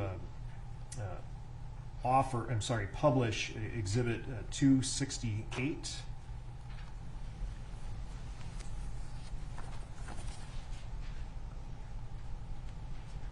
All right, I don't know how well that can be seen on the screen, but Exhibit 268 is a precinct map, is that correct? Yes. The 3rd precinct of Minneapolis, and you see that there's some additional numbers as well. If you could shrink that down a little bit. Right. Can you describe what you see here on the 3rd precinct map? You see the number 310 and underneath it 320. Right, those are some districts within the precinct. So the precinct is divided into districts and then from there divided into particular sectors. Is that right? Correct. And as the mid-watch shift sergeant, what were your responsibilities? I supervise that entire precinct and the officers under me on the mid-watch shift.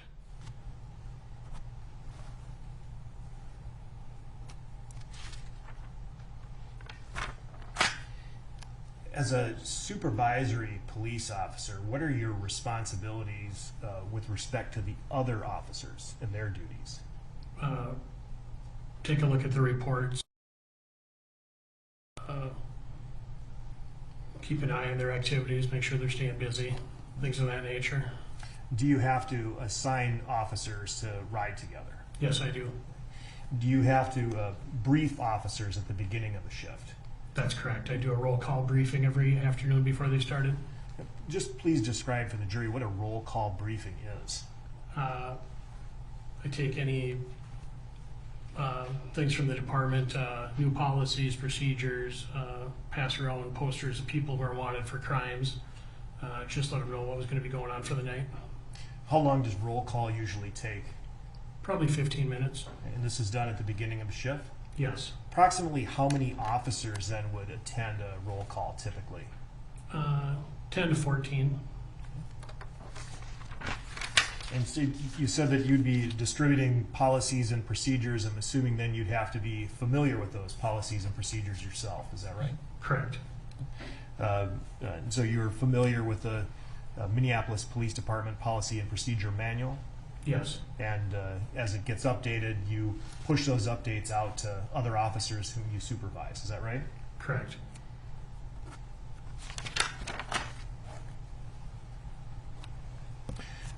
Do you also occasionally review and approve reports of officers you supervise? I do. And do you also review their conduct, as in reviewing uses of force? Yes. What do you call it when a sergeant reviews a police officer's use of force? Force review report. Could you please describe the process of a force review?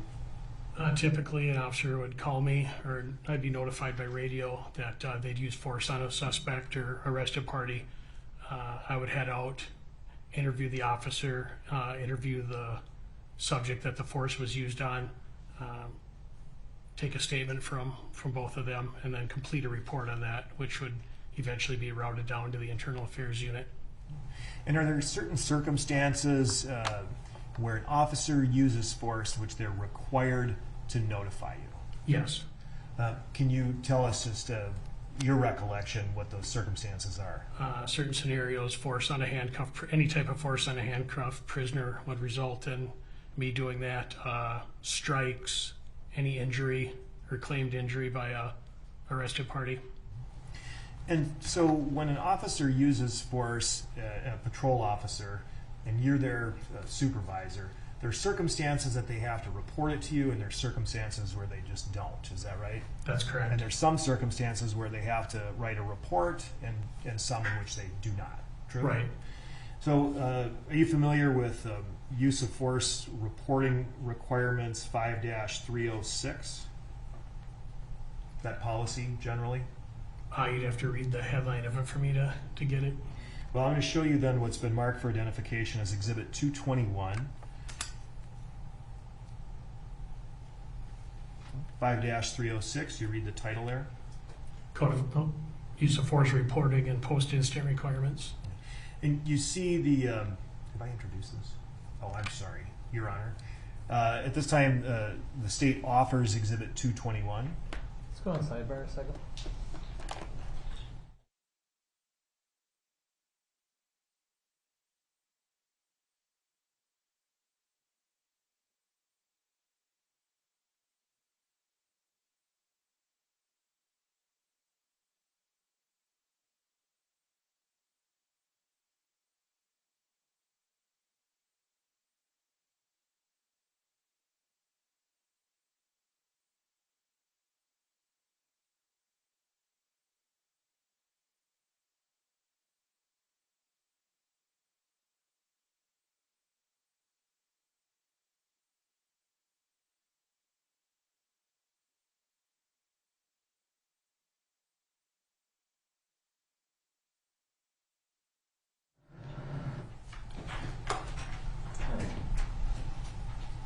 Members of the jury, the parties, yesterday when I said they were going to help us streamline things, it revolves around the Minneapolis police policies that were in effect on May 25th, 2020. They are going to be received by you as exhibits 206 through 234. What this stipulation means, or in other words, an agreement between the parties that they do not have to provide witnesses, will actually provide the foundation and the proof that these are the exact policies and that they were in effect on May 25th, 2020. They're simply saying that you may accept these policies as being the policies in place on May 25th, 2020, without any further testimony or evidence. And so on that basis, the state is offering 206 through 234, is that correct? Yes, Your Honor. 206 through 234 are received pursuant to stipulation. And also, I'll offer Exhibit 268, Your Honor. 268, any objection to 268?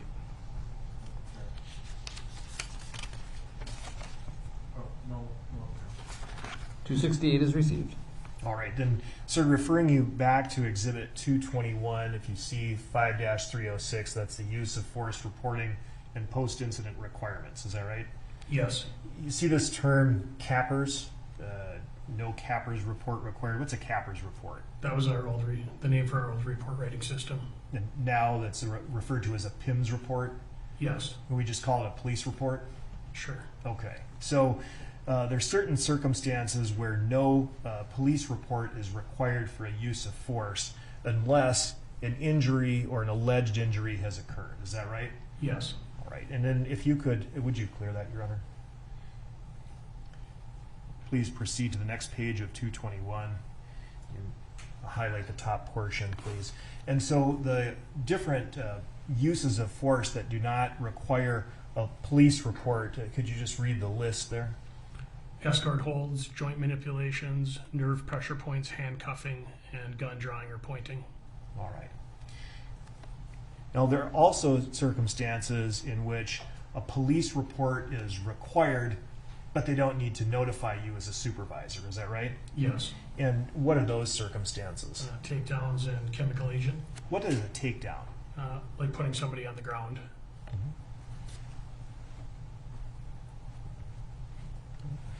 And then if you could move up the page, there are certain circumstances in which both a report is required and supervisory notification is required. Is that right?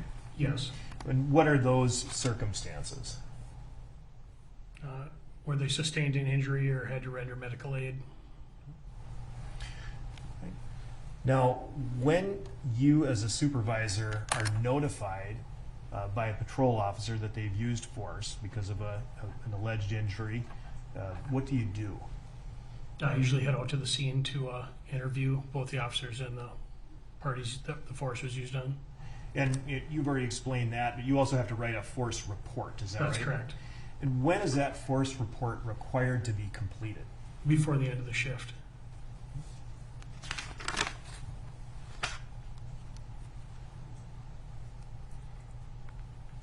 If we could go back to the first page of that Exhibit 221.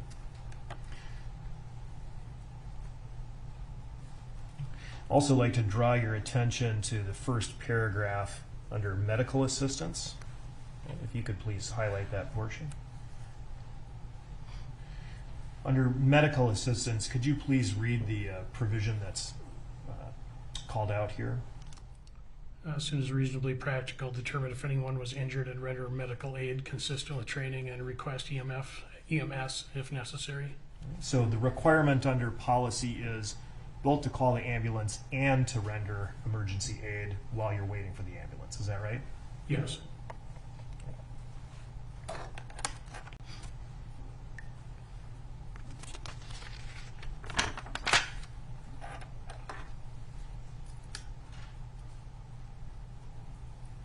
Now, I'd like to talk to you about another policy, and if I could pull up Exhibit 225. You familiar with Minneapolis Police Department policy governing the use of the maximal restraint technique, or hobble? Yes. Okay. This is a very high level. Can you explain what a hobble is? Basically, a device used to take control of someone's hands and feet at the same time to prevent them from kicking or acting out aggressively.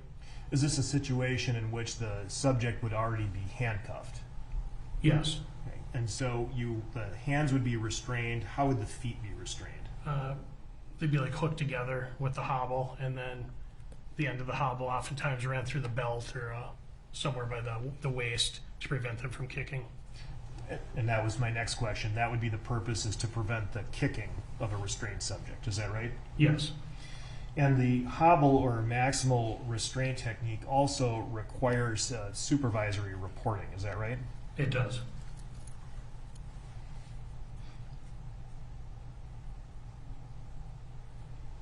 If you would highlight section Roman 4:3.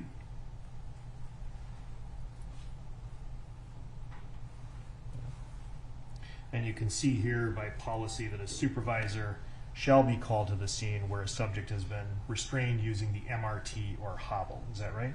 Yes. And then as a supervisor, you would have to go and evaluate whether the hobble was properly and necessarily used. Is that right? Yes. And then if you could highlight section B on that same page.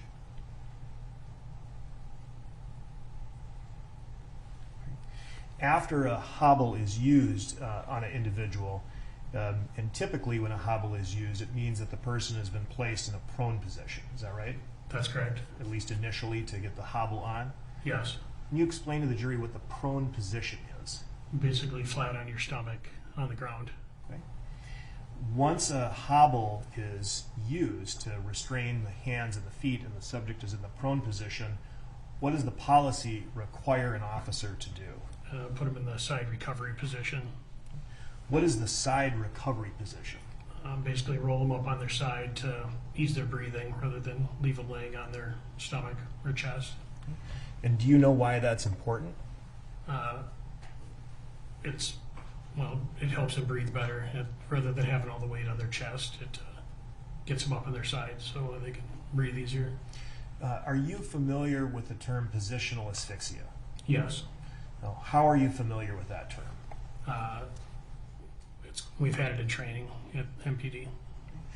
How long have you personally been aware of positional asphyxia?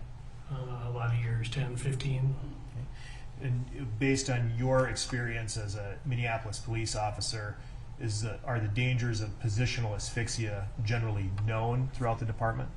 Yes, I believe so. That's something that officers are trained on? Correct. And when we talk about positional asphyxia, just at a high level, could you explain what positional asphyxia is, as you've been trained? If you restrain somebody or leave them on their chest and stomach for too long, their breathing can become compromised, and so you'd want to get them up out of that position after a while so they don't suffer breathing complications. And that's why the policy requires in the training is that you roll someone onto the side recovery position. Yes. And are you aware of whether or not people are allowed to be transported in the prone position, restrained? I believe they should be transported in the recovery position.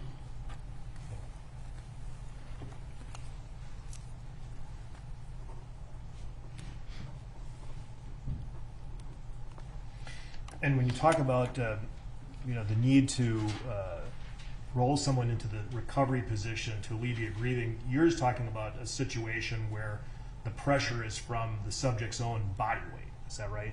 That could be, yes. That does not necessarily include additional pressure that might be applied. Correct. So the danger is there without anyone pressing down on them. Yes.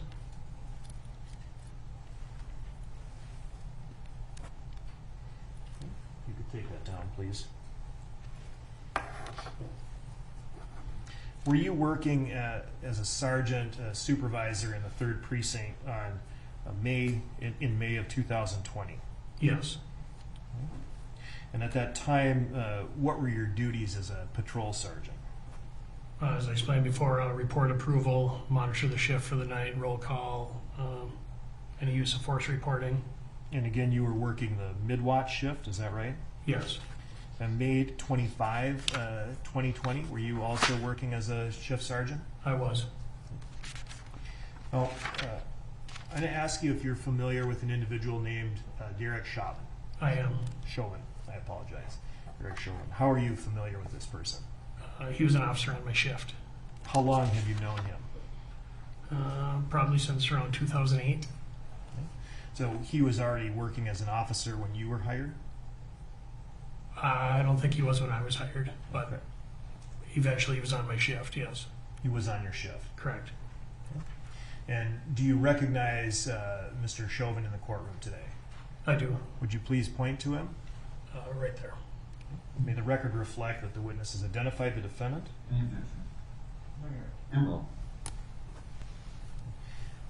Could you please just describe your relationship with Mr. Chauvin?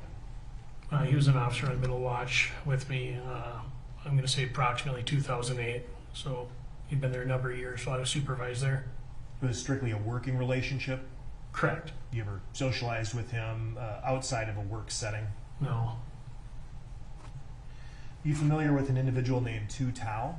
I am. How do you know Mr. Tao? He was also an officer on my mid-watch shift.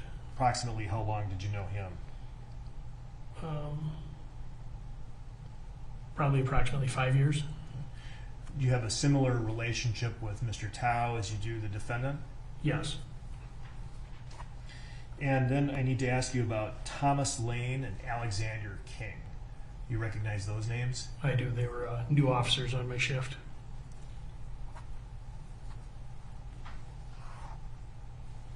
Were you on duty around 8:30 p.m. on May 25, 2020? Yes. And what were you doing at that time? I think I just headed back into the office after doing some patrol in the street. Now, when you do patrol work, do you use a body camera? I do.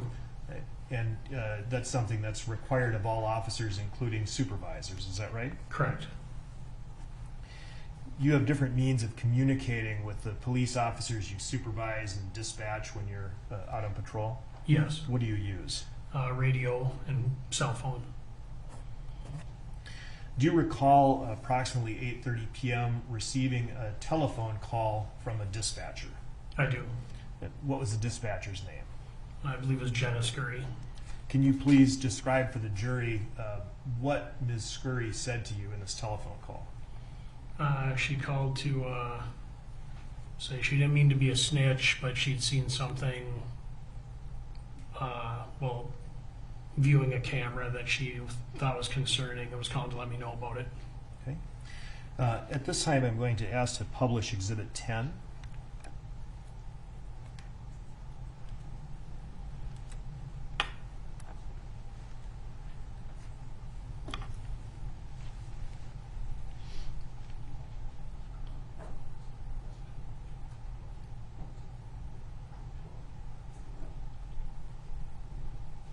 I apologize. Exhibit 12. 2:30:14, May 25, 2020. Hey, this is Jenna with Channel 1. Hey, what's up? Hey, so just wanted to let you know about the person with a knife at 2602 Bloomington. And then, I didn't know, you can call me a snitch if you want to, but we have the cameras up for 320's call. Oh, did they already put him in the, they must have already started moving him. And 320 over at Cup Foods. Okay. I don't know if they had used force or not. They got something out of the back of the squad, and all of them sat on this man. So I don't know if they needed you or not, but they haven't said anything to me yet. Yeah, they haven't said anything unless it was just a takedown, which doesn't count, but Okay, I'll find out. no problem. We don't get to ever see it, so when we see it, we're just like, well, that looks Okay. a little different. All right, thank All you. right. Bye. Sounds good. Bye. 20:31:33, May 25, 2020. Sir, did you recognize your own voice in that telephone call? Yes, that was me. You made a reference to possibly it not counting. Can you please explain to the jury what that means? I thought maybe she was just describing that they'd taken somebody to the ground, placed him on the ground, and that wasn't something that would trigger me to head out for use of force, but said she wasn't sure, then I had to make a call to find out. So per the policy, if it was just a takedown, that would not necessarily be reportable to a supervisor. Is that That's right? correct. Had you ever received a call like this from a dispatcher before? Not in those exact terms, but a few other times dispatchers have called me if they saw something that concerned them. Okay. And so based on that call, did you decide to make some further inquiry? I did. What did you do? I called Officer Chauvin on his cell phone. At this time, I'd asked to publish Exhibit 75.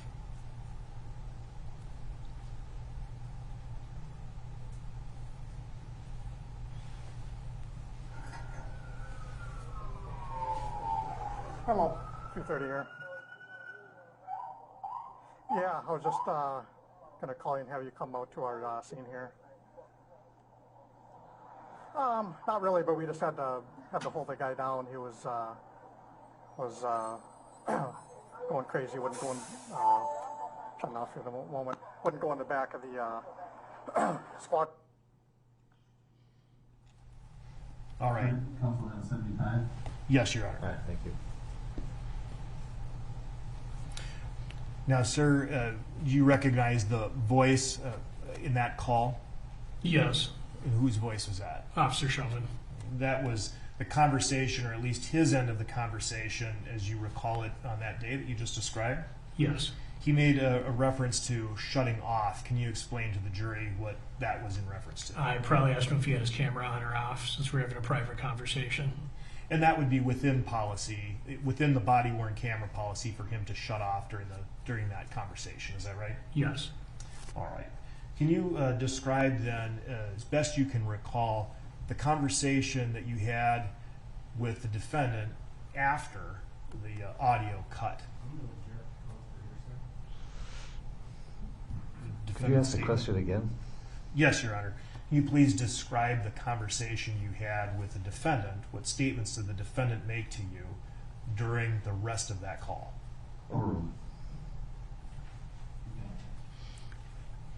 I believe he told me that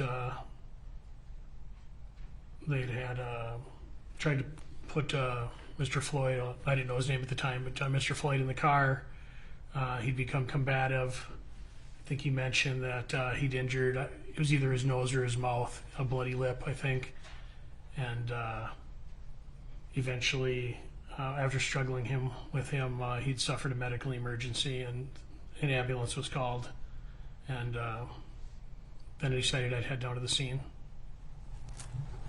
Is that the extent of what you can remember the defendant telling you about this incident? I think that was basically it. Did he tell you whether he personally applied any particular type of force or restraint to Mr. Floyd? I don't believe so. Did he tell you whether or not he had to, or other officers, pin Mr. Floyd to the ground? I think in the conversation there he said something about held somebody down. Did he mention anything about putting his knee on Mr. Floyd's neck or back? No. And is the placement of a knee on a subject's neck a use of force? Yes. A reportable type of force?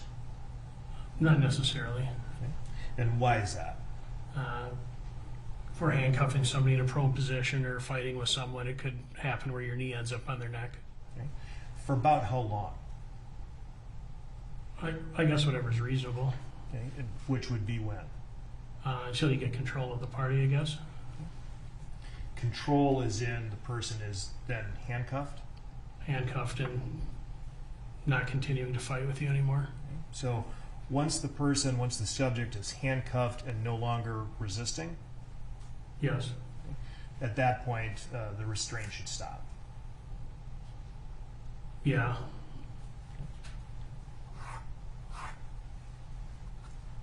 All right, after you spoke with the defendant, what did you do? I headed down to the 38th in Chicago where he was at. This time I asked to publish Exhibit 1. 38th in Chicago is within the 3rd precinct, is that correct? Yes. And you recognize Exhibit 1? I do. And you see the area of Cup Foods, the Dragon Walk, and the Speedway. Is that right? Correct. Okay. Can you please describe what you saw when you arrived at the scene? I think I pulled up in the the officers were standing near their squad car, and there might have been an EMS vehicle still on scene and a few people milling around. Did you recognize the officers? I did. Now, did you speak to anybody prior to your arrival? I think Officer Chauvin called me just as I was arriving, but it only lasted a second because I was like a half a block out. It said I'll be right there. At this time, I'd ask to publish Exhibit 267. Sure, I'm showing you a photo taken from your own body-worn camera, and can you see the timestamp there? 20:45 and 26 seconds. All right. And you can see the name. Is this your cell phone? Yes. And you see that you're receiving a call from the defendant. Is that right? Yeah, it looks like maybe I'm about to hang up. Okay. Yes, can you please just describe this conversation as best you can recall? I think he just called and said, asked where I was at maybe, and how long I was out, and I was real close, so I said I'll be right there. We'll talk in person, and hung up. Okay. And you could see from, if you could put 267 up again, please. You recognize the building that you were near, right?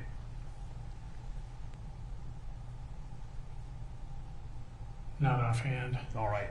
If you could pull up Exhibit 1.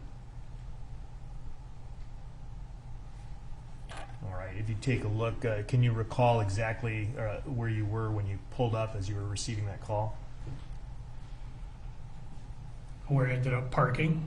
Yes. I think I parked over near the Dragon Walk, kind of in that corner there. All right. And if you could pull up Exhibit 267 again. Does that building appear to be the Dragon Walk? Yes. And obviously, since we have this photo, your body-worn camera was activated. Is that right? Yes. Do you recall at what point you activated your body-worn camera? Probably about 2 blocks out. At the time, were you thinking that you were going to need to do a force review? Yes.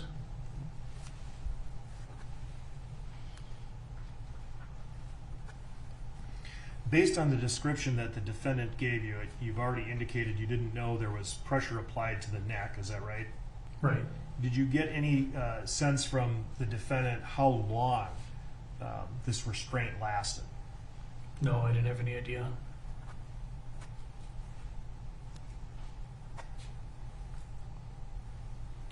When you arrived at the scene, based on your rank and being a supervisor, did you become the senior officer in charge of the scene?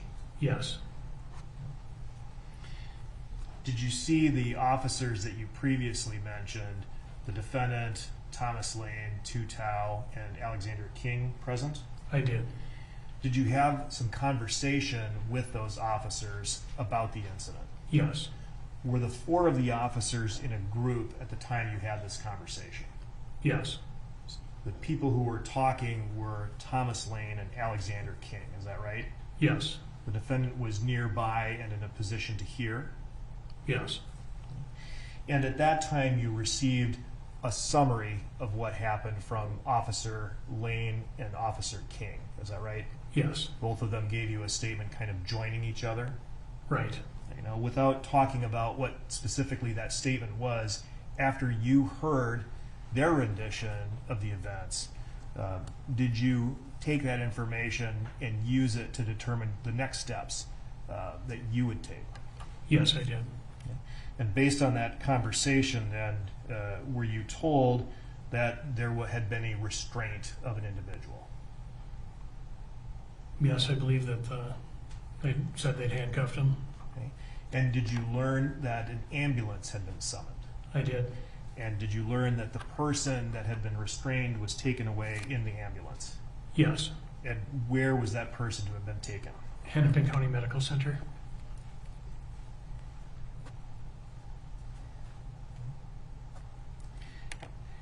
Based on that conversation, what did you decide to do? I decided to drive down to Hennepin County Medical Center myself to check on the party's condition. Before going to the Hennepin County Medical Center, did you give any direction to the officers that you'd spoken with? I did. I believe I asked them to hang on to the suspect's vehicle and gather any witnesses that may be around. And who did you direct to do that? I believe Officer Lane and King. Did you give any direction to Officer Tao or the defendant? I did. I asked them to head down to Hennepin County Medical Center also.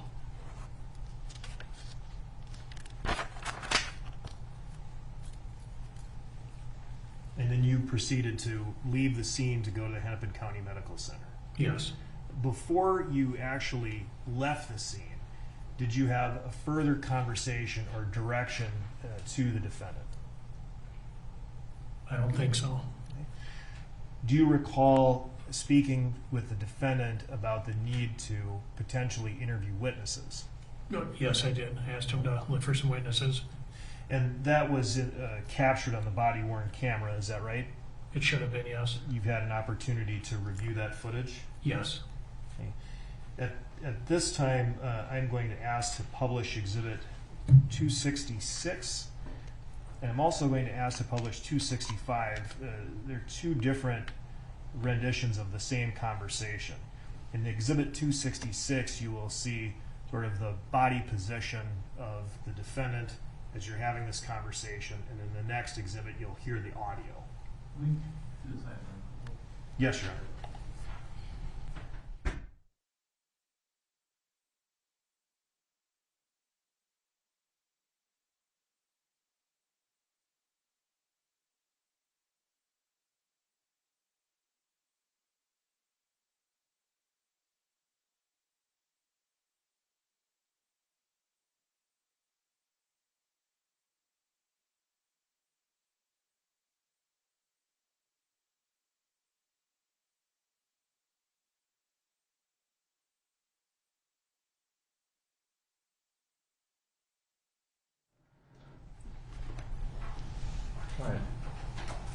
And Your Honor, I'll offer Exhibits 265 and 266. Those are received. At this time, asked to publish 266.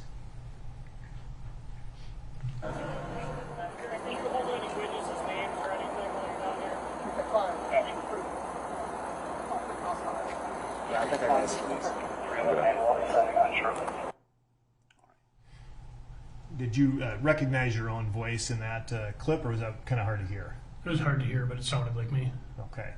And you saw that Officer Chauvin, the defendant, was sort of leaned up against your squad car, is that right? Yes. And then if this, we can publish 265.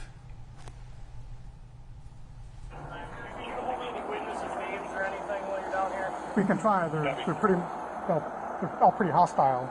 Okay. Yeah. Okay. And you can take that down. So you heard yourself directing the defendant to find witnesses and find their names, is that right? Yes. And the defendant told you that he could try, but that they were pretty hostile? Yes. But you asked him to do it anyway? Yes. And then when you drove away, where did you go? Hennepin County Medical Center. Do you know approximately how long it took you to arrive? I'd guess under 10 minutes. What did you do once you reached the Hennepin County Medical Center? I went into the stabilization room. What's the stabilization room? A room where they take patients who are critical and work on them there.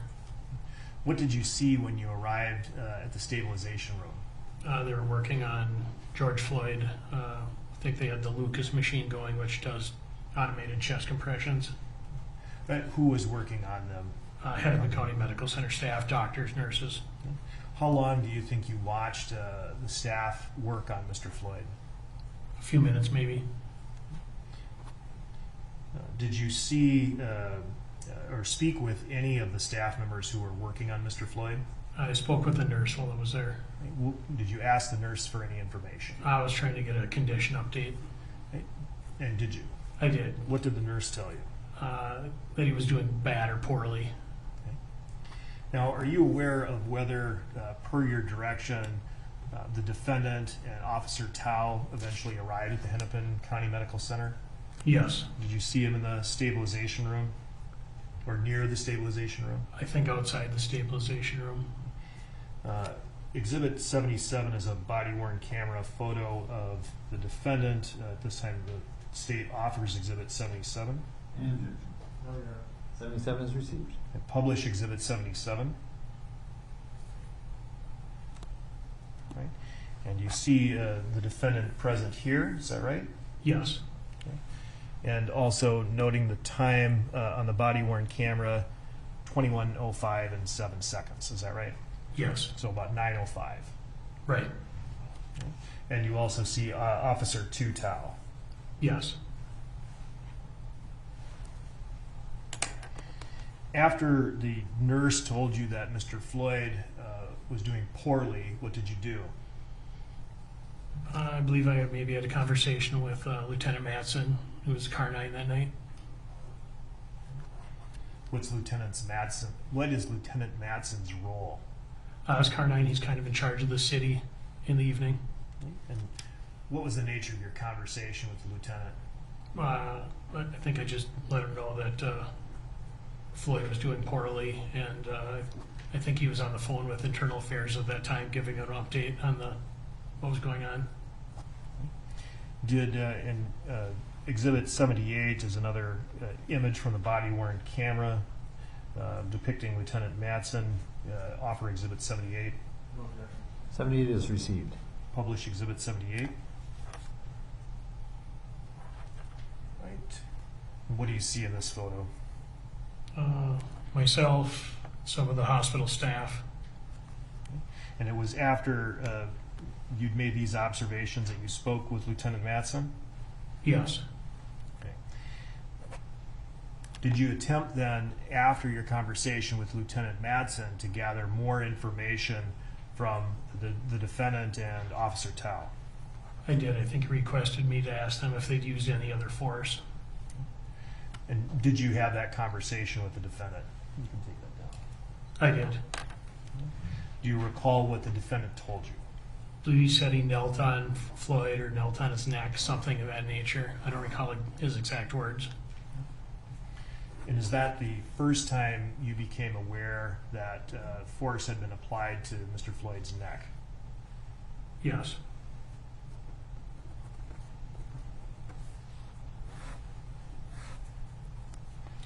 Did the defendant tell you how long he had applied pressure to or restrained Mr. Floyd and applied pressure to his neck? No.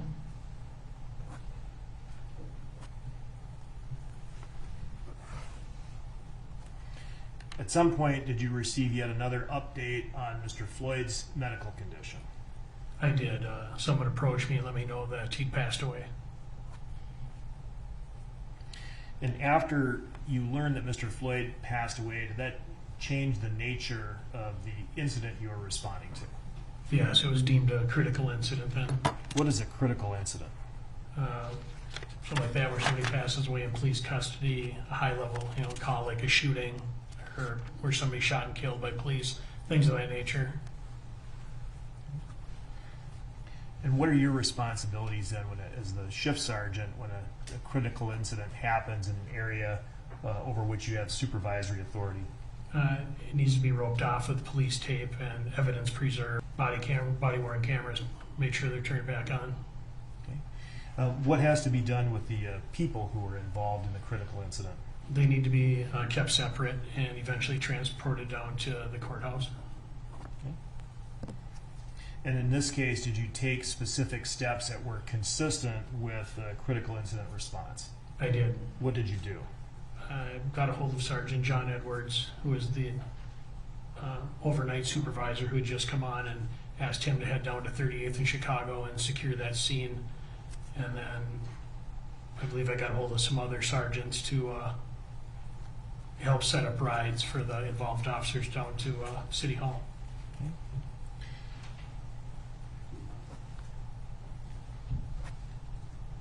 So in he was contacting Sergeant Edwards, you're essentially handing off the actual physical scene to the next supervisory sergeant for the 3rd Precinct. Is that right? Yes.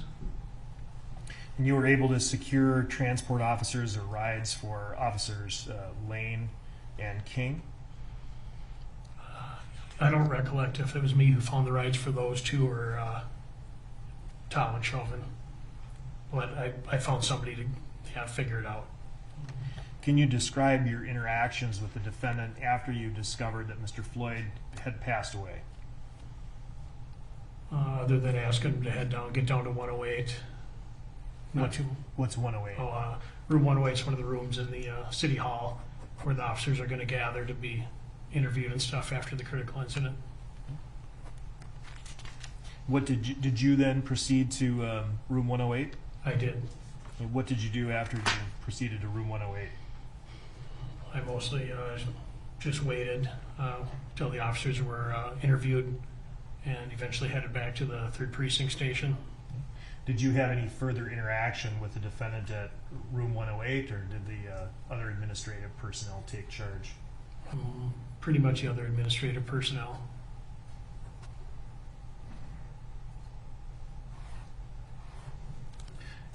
After then directing Edwards to secure the scene, making sure that the officers reported as they were supposed to, did you at some point gather some additional evidence associated with this case? I did.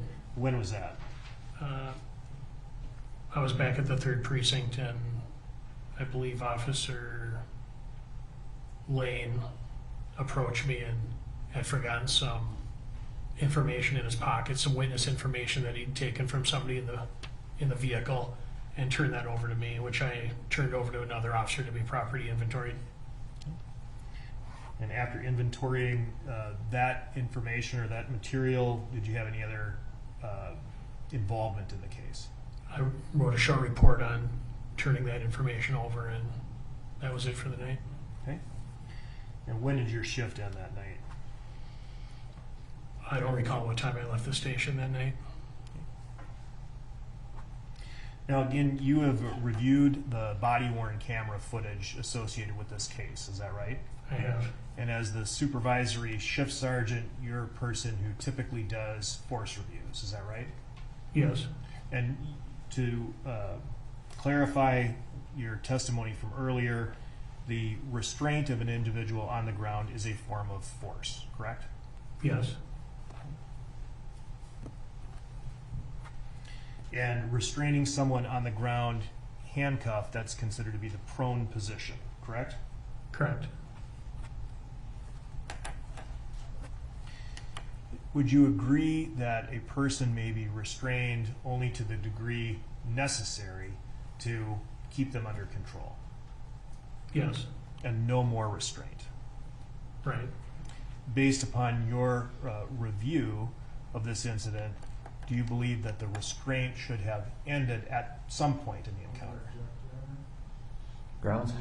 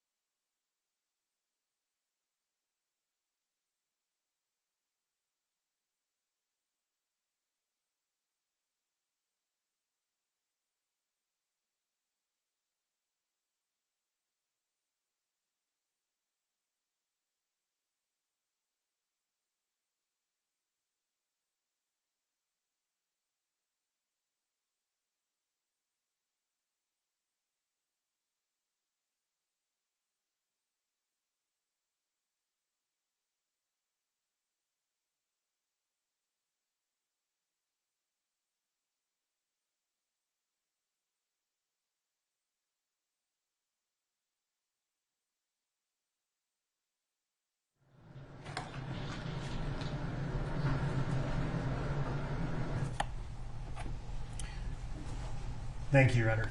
And sir, getting back to some of your duties as a shift sergeant in conducting force reviews. When you conduct a force review, you typically visit the scene, is that right? Yes. Interview witnesses, correct? Yes. Gather all the information, body-worn cameras, correct? Yes. And review that footage, correct?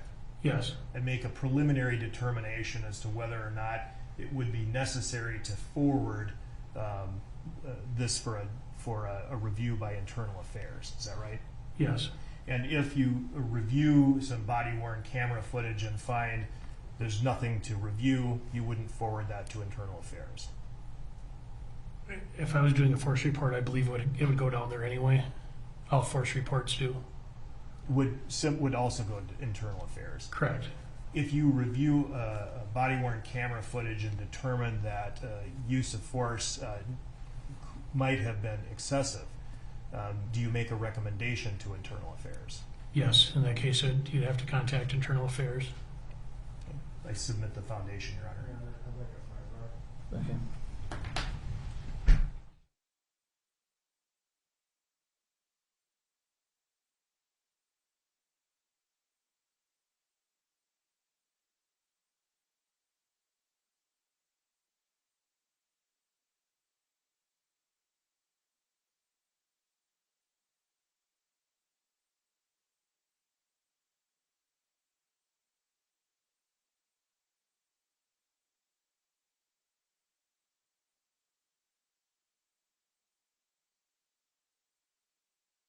Members of the jury, I'm going to have you take a break while we figure out a fairly sticky legal issue here. We'll have you back fairly soon.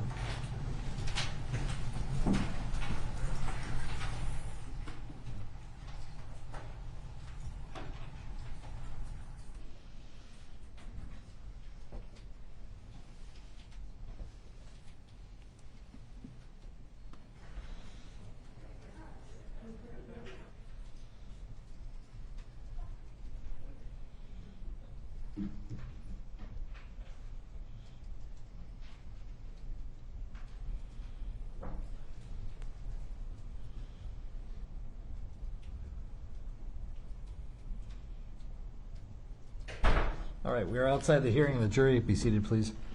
Mr. Nelson has asked for an opportunity to voir dire the witness for a possible objection outside the hearing of the jury. Mr. Nelson. Good afternoon, Sergeant Pfluger. Good afternoon, sir. So in the normal course of your duties as a police sergeant in reviewing the use of force, what you're describing is what you would normally do, correct? Yes. So if a use of force is reported to you by an officer, in those circumstances, this use of force review occurs by the shift supervisor, correct? Yes. And the shift supervisor would first and foremost report to the scene, correct? Yes. After that point, you would interview the officers that were involved, correct? Yes. You may interview the person upon whom force was used, right? Yes. You may interview witnesses to the use of force if they exist, correct? Yes. You may review body-worn cameras, other evidence, photographs, whatever else may be a part of that process, right? Yes. And it is much greater in it's a limited, but it's a bigger scope, right? Yes. When a use of force incident becomes a critical incident, however, does your role change? I would no longer do a use of force in a critical incident, nor would I do it if someone had suffered an injury, if they were handcuffed. That goes up the chain then to lieutenant and internal affairs. Okay. So in certain circumstances, you would not be required to do that, right? Correct.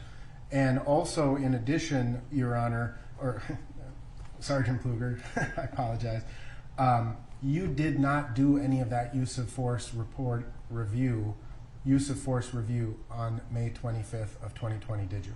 No. You didn't speak with the officers in depth about what happened, correct? No. You didn't interview any of the witnesses that were at the scene, did you? No. And you didn't review the body-worn cameras that night, did you? No. In preparation for your testimony, were you given the entirety of the case file for this case? No. I mean, do you have 50,000 pages of police reports? No. Have you reviewed any of the interviews from any of the witnesses? No. Have you reviewed any of the statements that were given relevant to this case by any of the involved officers from those who did give statements? No. All right. So in this case, in preparation, were you allowed to watch the entirety of all of the body-worn cameras?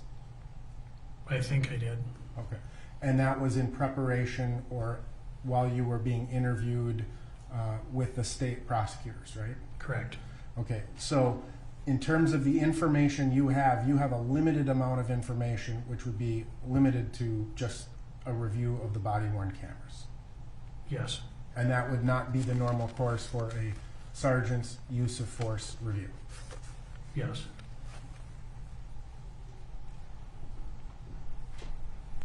I'm still not clear as to who made the decision in this case. So, Mr. Swisher, I don't have very much of a foundation for who gave this opinion or gave an opinion in this case. Could you follow up with?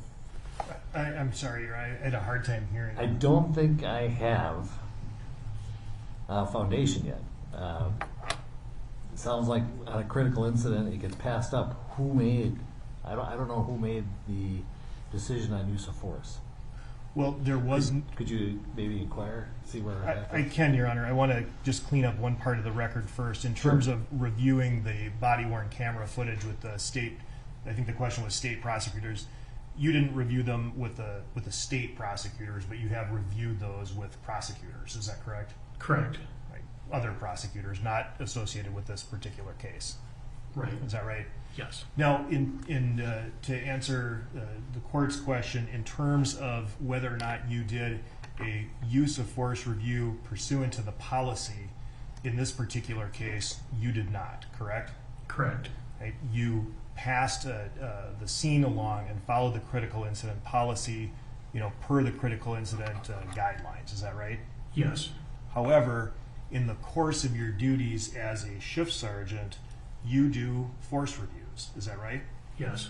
You follow the policy in conducting supervisory force reviews. Yes. Right? And if we could pull up the exhibit again, 222.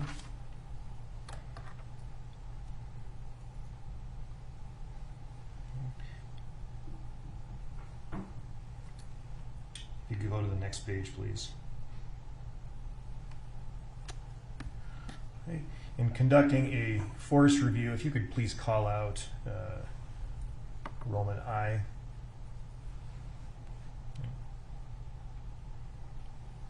You contact the internal affairs unit commander by phone if the force used appears to be unreasonable or constitute possible misconduct. Is that right? Yes. So you make a threshold assessment of whether or not force is excessive or could constitute possible misconduct. True? True. And if you could go to the next page.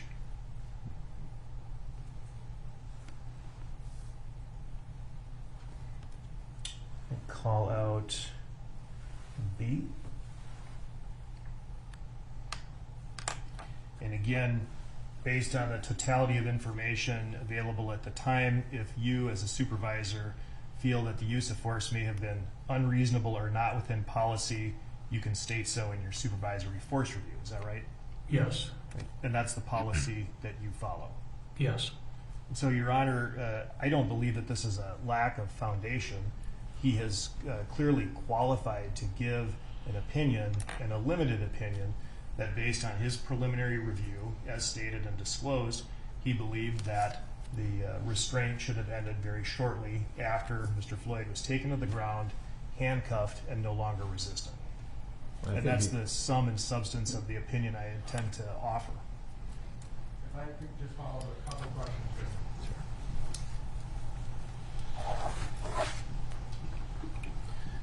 In this particular case, the reason you called the lieutenant was because Mr. Floyd died, right? I would have called the lieutenant first because force was used and he was in handcuffs. Any force that results or that's used when somebody's in handcuffs, requires me to call the lieutenant and internal affairs. Right, so that went up the chain naturally that way, and then when Mr. Floyd died, this use of force policy is replaced with the critical incident policy. Is Yes. that correct?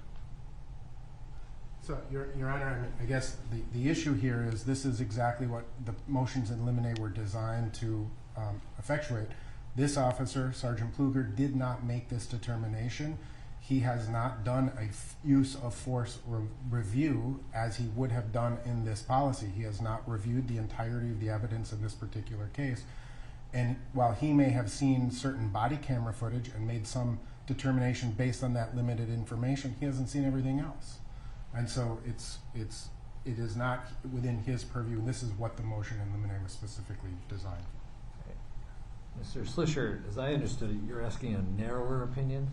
That's correct, Your Honor. I'm asking, exactly what I proffered, that in his opinion, the force should have ended very shortly after Mr. Floyd was on the ground, handcuffed in the prone position and no longer resistant. You can ask that one question. Let's bring the jury back.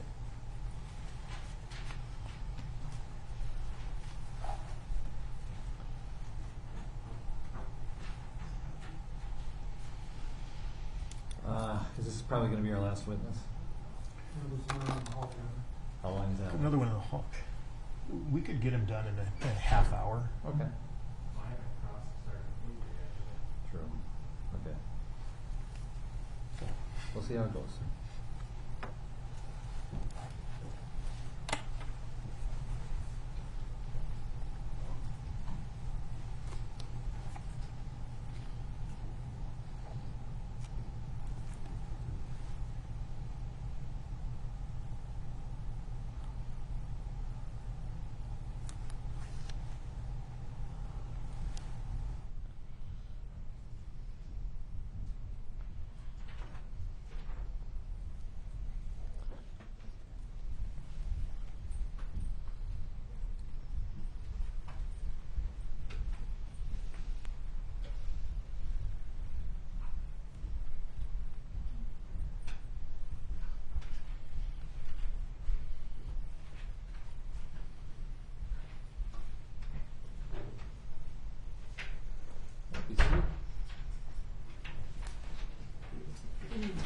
All right, previous questions withdrawn. Mr. Slisher, would you ask your question? Thank you, Your Honor.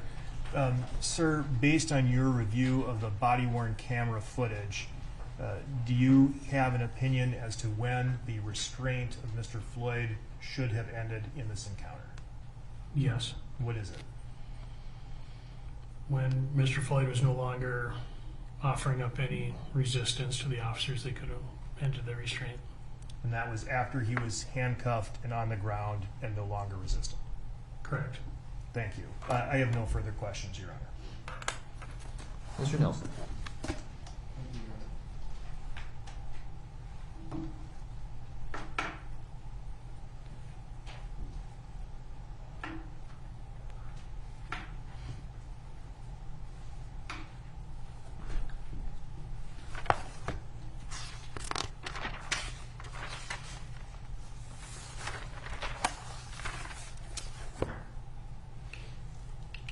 Good afternoon, Sergeant Pluger. Good afternoon, sir. Thank you for being with us today. A few questions that I had to follow up on with you. When a police officer under your command uses force, are they required to immediately notify you? It depends on the type of force. Okay. Are there certain circumstances where you may get a phone call or a radio dispatch immediately? Yes. Are there certain circumstances or situations where you may get a phone call or a report of a use of force within 10 to 15 minutes? Yes. Are there circumstances where you may get a use of force report or from an officer from an hour or two later? Not one that would cause me to have to go to the scene. That would be more immediate. They'd want to let me know right away because I need to get out there and interview the subject. Right. But it could happen within more than, say, 10, 15, 20 minutes that you get that notification. Yes. It would be fair to say that in certain types of use of force, there may be other or use of force cases, there may be other activities that the officer needs to do after the use of force. Would you agree with that? Yes. So they may use force against suspect number 1, but then they have to apprehend suspect number 2, for example, right? Yes. And they've used force on number 1, but they get number 2 detained and it takes some time, then they call you, right? Yes. Or, for example, an officer may use force on someone, conduct some additional investigation, whether it be interviewing witnesses or gathering evidence, and then call you to report the use of force, right? Yes. Is there a policy within the Minneapolis Police Department that requires an officer who uses force to do that through dispatch channels? No. They could call you on your cell phone. Yes. They could send you a text. Yes. Basically, their requirement is that they need to reach out to you and say, hey, we need you to come to the scene, right? We Yes. use force. Now,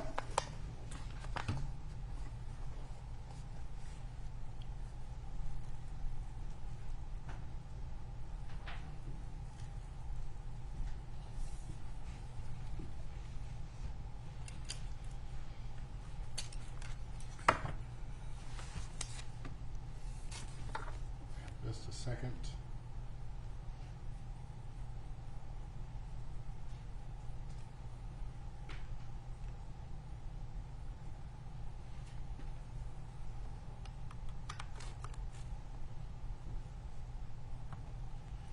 Showing you Exhibit 221,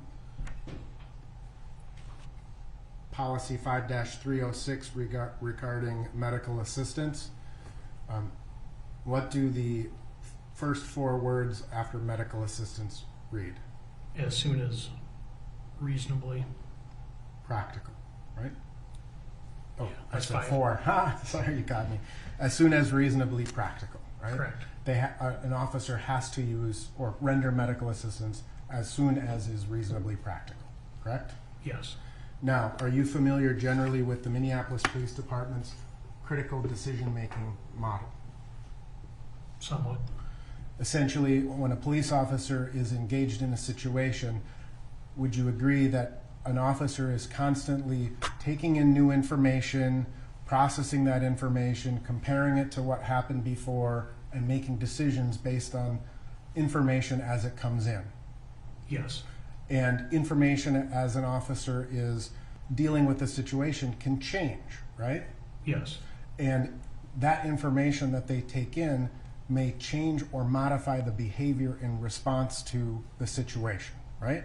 Yes. So for example, sometimes an officer may decide to use a taser or a conducted electricity unit, right? But then realize, that's not enough, I better get my gun out, based on the threat that they perceive, right? Yes. Or vice versa, they may have their gun drawn, realize that's too much force, put it away, and take out a different tool that they have, right? Yes. So officers are constantly assessing and reassessing a situation based upon the information as it comes to them. Agreed? Yes. You were an officer for what, 27 years, I think you said. You've, I'm assuming, arrested hundreds, if not thousands, of individuals during your career. Yes. You've had to use force yourself. Yes. And would you agree with the general premise that the use of force is not necessarily attractive? Yes. Sometimes officers have to do very violent things. Agreed? Yes. It's a dangerous job. Correct.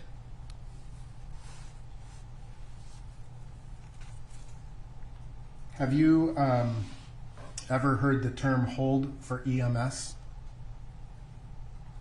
An officer says, I held him for EMS. Not familiar with that. Okay. So if you are involved in a use of force situation and an officer calls for medics, right? And I'm going to strike that. An officer decides to use the maximal restraint or the hobble, right? But a medical emergency arises and they call for EMS. Would it be consistent with the critical decision-making policy to say, I'm not going to hobble this person because I know EMS is on the way? Objection, Your Honor. Sidebar.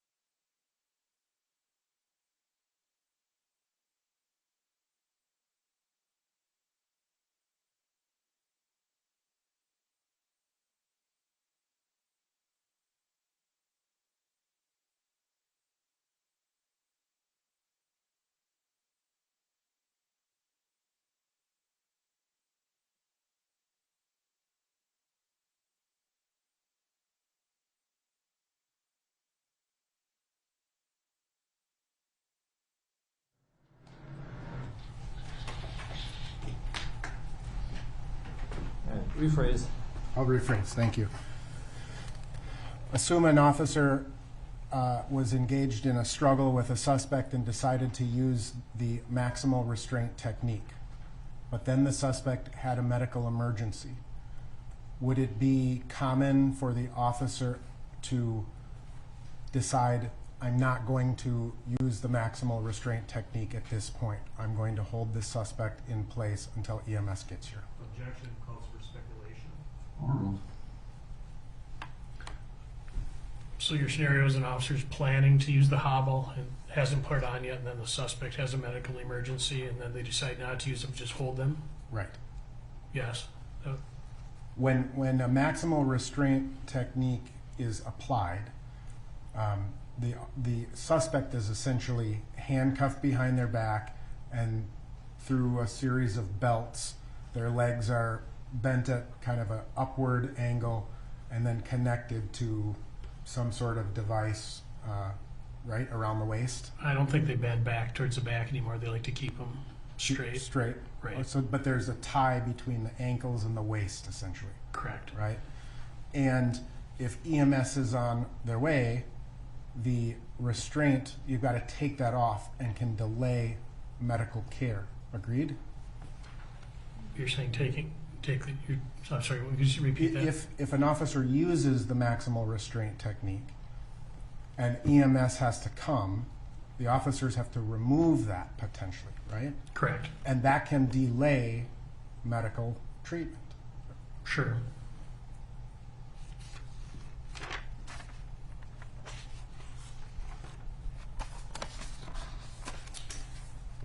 Now again, in your 27 years as a police officer, have you had to deal with crowds of people that form and watch your activity?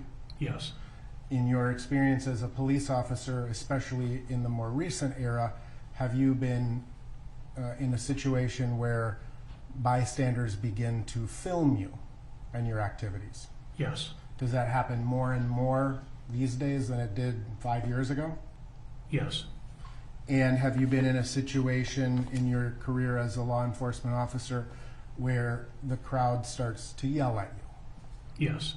Or becomes a little more volatile? Yes. As an officer, does that cause you concern? Yes. Generally speaking, as an officer with 27 years of experience, if you're dealing with one potential suspect and then a new perceived threat emerges, but you know that person needs medical attention, do you deal with the medical attention and ignore the threat, or do you deal with the threat and then deal with the medical attention? I guess you'd have to deal with both kind of simultaneously. And that depends on the circumstances. Would you agree with that? Yes. So for example, if you were in a gun battle and someone was shooting at you and someone went into cardiac arrest, would you stop what you were doing to mitigate the threat, or in order to immediately perform CPR? Or would you continue with the threat? I'd mitigate that threat to me.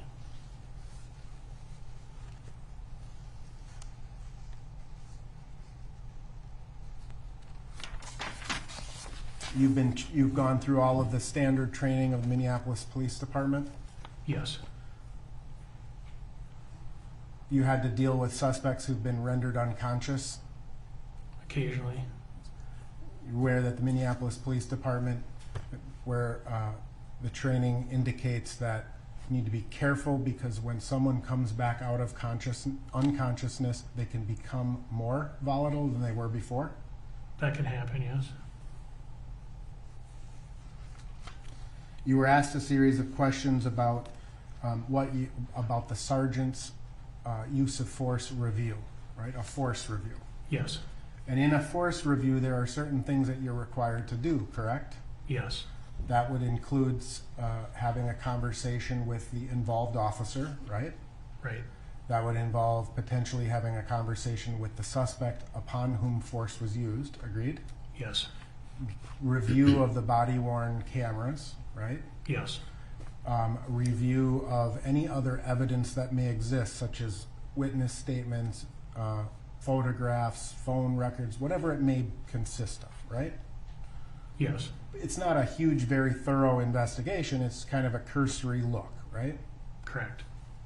And but there's more to it than simply watching a body-worn camera, right? Yes. In this particular case, when you arrived on scene, you initially spoke with Officers King and Lane, and Mr. Chauvin was present in that scene. Right? Yes. And he was listening as Officer King and Lane told you what had just happened. Yes. Now, when, in your experience as a police officer, when a supervisor's use of force, well, strike that. When one group of officers goes to a scene and a second shows up to assist, whose arrest is that? Is it the original officer or the assisting officers? Should be the original officer. And so when you're reviewing a circumstance, would it be your policy to talk to the arresting officers or the assisting officers first to find out what happened?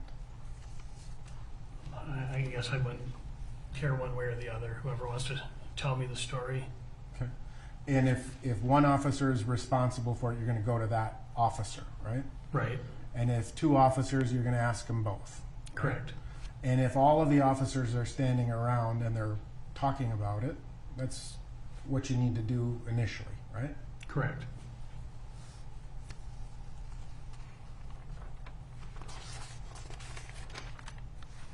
Now, you were discussing again in this particular incident, when you arrived on scene, you asked, you kind of gave some direction to these officers, right? Yes.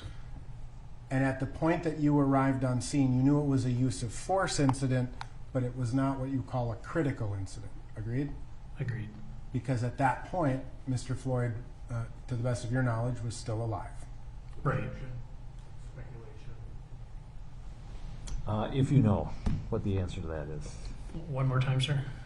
At the point that you were initially on scene, you had no information that Mr. Floyd was deceased, right? Correct. Now, you then instructed the officers to do a few things, right? Potentially talk to witnesses, and then two officers to go down to the hospital with you. Yes. In their squad car. Yes. All right. And we saw this video where you instructed Officer Chauvin to try to get some witness statements, things of that nature, right? Yes. And he made the comment that he would try, but the crowd seemed pretty hostile. Yes.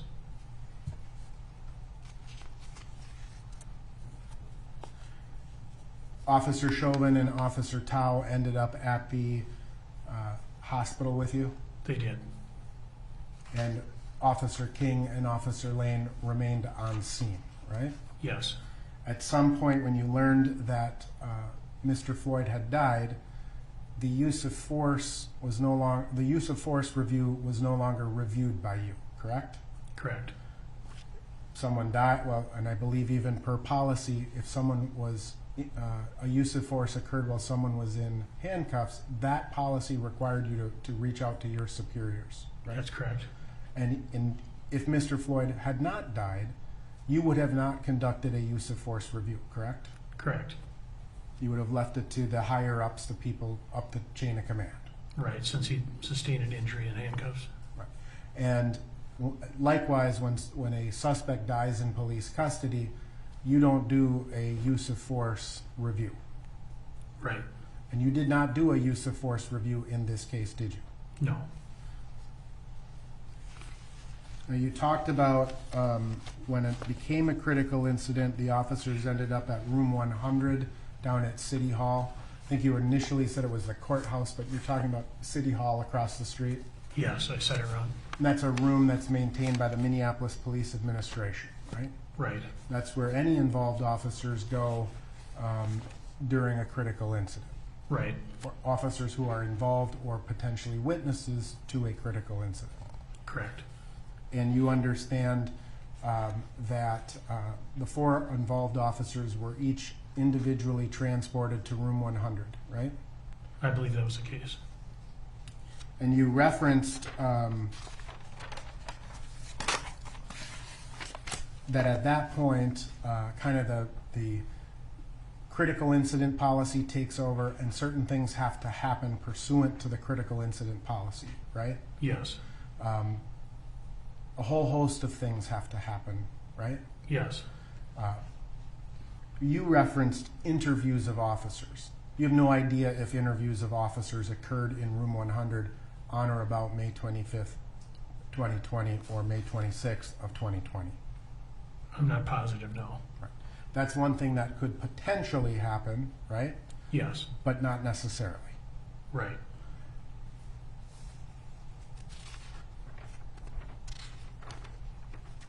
Now, you testified that kind of at the end of the night, Officer Lane, or while the end of your involvement, Officer Lane handed you a couple of pieces of evidence that pertained to the arrest back at 38th in Chicago, right?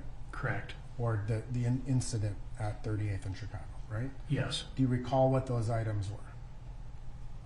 I recall one for sure was a slip of paper with a name from one of the parties in the vehicle that he'd gotten.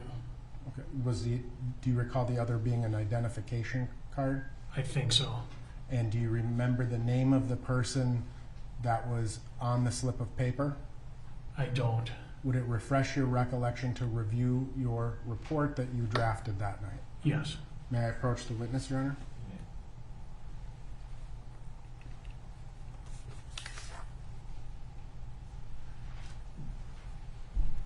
Counsel, it's Bates 117. You just read that in your head.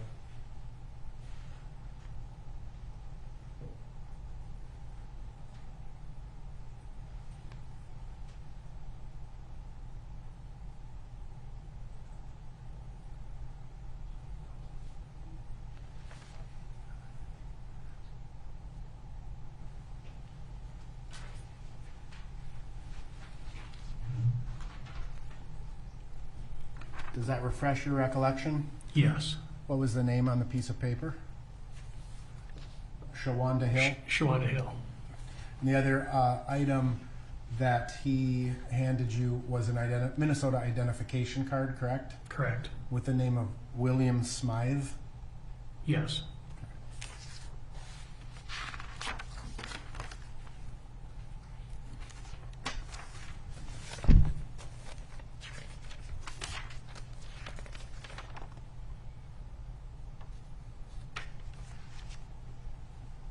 I have no further questions, Your Honor. You're in, please.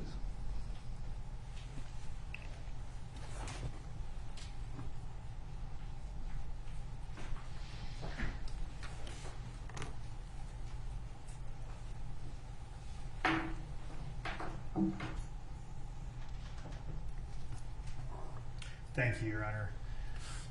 Sir, you were asked whether you agree with the proposition that sometimes police officers have to do violent things, and you agree with that, correct? Yes. But sometimes police officers should not do violent things, isn't that right? Yes. You were asked about the critical thinking model that's used and adopted by the Minneapolis Police Department, correct? Correct. And that's a model that requires officers to continually take in information, evaluate it, reevaluate it, reassess, and if necessary, adjust their conduct, correct? Yes. Okay. And as you stated under questioning by defense counsel, sometimes the information they're taking in would cause the officer to need to take more drastic measures, fair? Yes. But sometimes the information that the officer would take in would cause them to need to reevaluate what they're doing and use less drastic measures, correct? Yes. Some of the information that might be relevant is whether or not the subject is resisting, correct? Could you say that one more? One of the pieces of the information the officer may need to take in and evaluate is whether the subject is resisting, correct? Yes. And if the subject is not resisting, there is no longer a need to continue to restrain them, correct? Yes. And other information that might be helpful in making an assessment is to determine whether or not the subject is continuing to breathe, correct? Yes.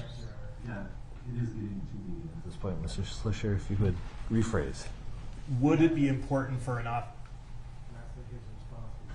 Response was stricken. Would it be reasonable then in the critical thinking model for an officer to determine and take in information about the subject's medical condition? Yes. For example, if the subject is no longer breathing, would it be important for the officer to take that into account to reassess and reevaluate what they're doing? Yes. Or if the subject no longer has a pulse, for example, would that be important information in the critical thinking model for the officer to take in, consider, and decide to maybe take a different step? Yes.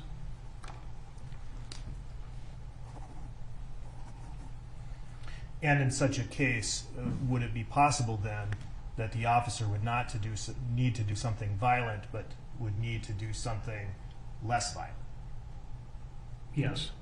like render medical assistance? Yes. You were asked about a threat assessment, is that right? Yes. And you were asked about an example of whether an officer would perceive a threat if there was a gun battle and need to make a determination between medical attention and that kind of extreme threat, right? Yes. You reviewed the body-worn cameras, correct? I've reviewed body-worn camera footage. You didn't see a gun battle? No.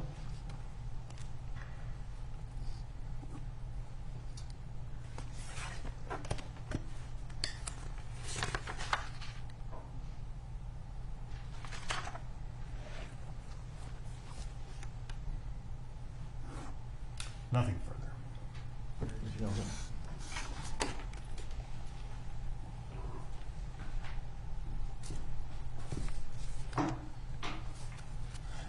So the critical decision-making model requires the officers to take in multiple pieces of information and decide how to act based on the circumstances, right? Yes. Other factors they may consider is the size of a crowd, right? Yes. Their tactical position, Yes. traffic, Sure. rendering medical aid to a person in the middle of a busy street while buses and cars are turning. That may not be the best decision for an officer to make. Right. Rendering medical aid or while trying to deal with other people who are upset with you or volatile towards you may come into to play. Agreed? Yes. An officer who is essentially in a tactical disadvantage, that will come into play. Yes.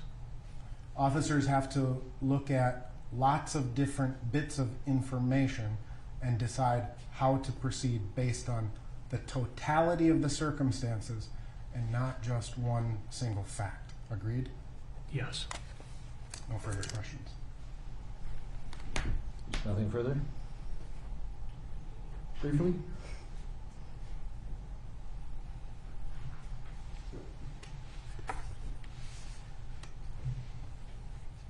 And an officer needs to consider whether other sources of information might be relevant to the need to render medical aid, correct? Yes. Including people telling the officer that a person was in need of medical assistance. That might be important for them to consider. Sure. And if somebody's communicating this in a desperate fashion, that doesn't necessarily constitute a threat to the officer, does it? Sustained. I have nothing further, Your Honor. Thank you. Thank you, Sergeant. You may step down. Thank you, sir.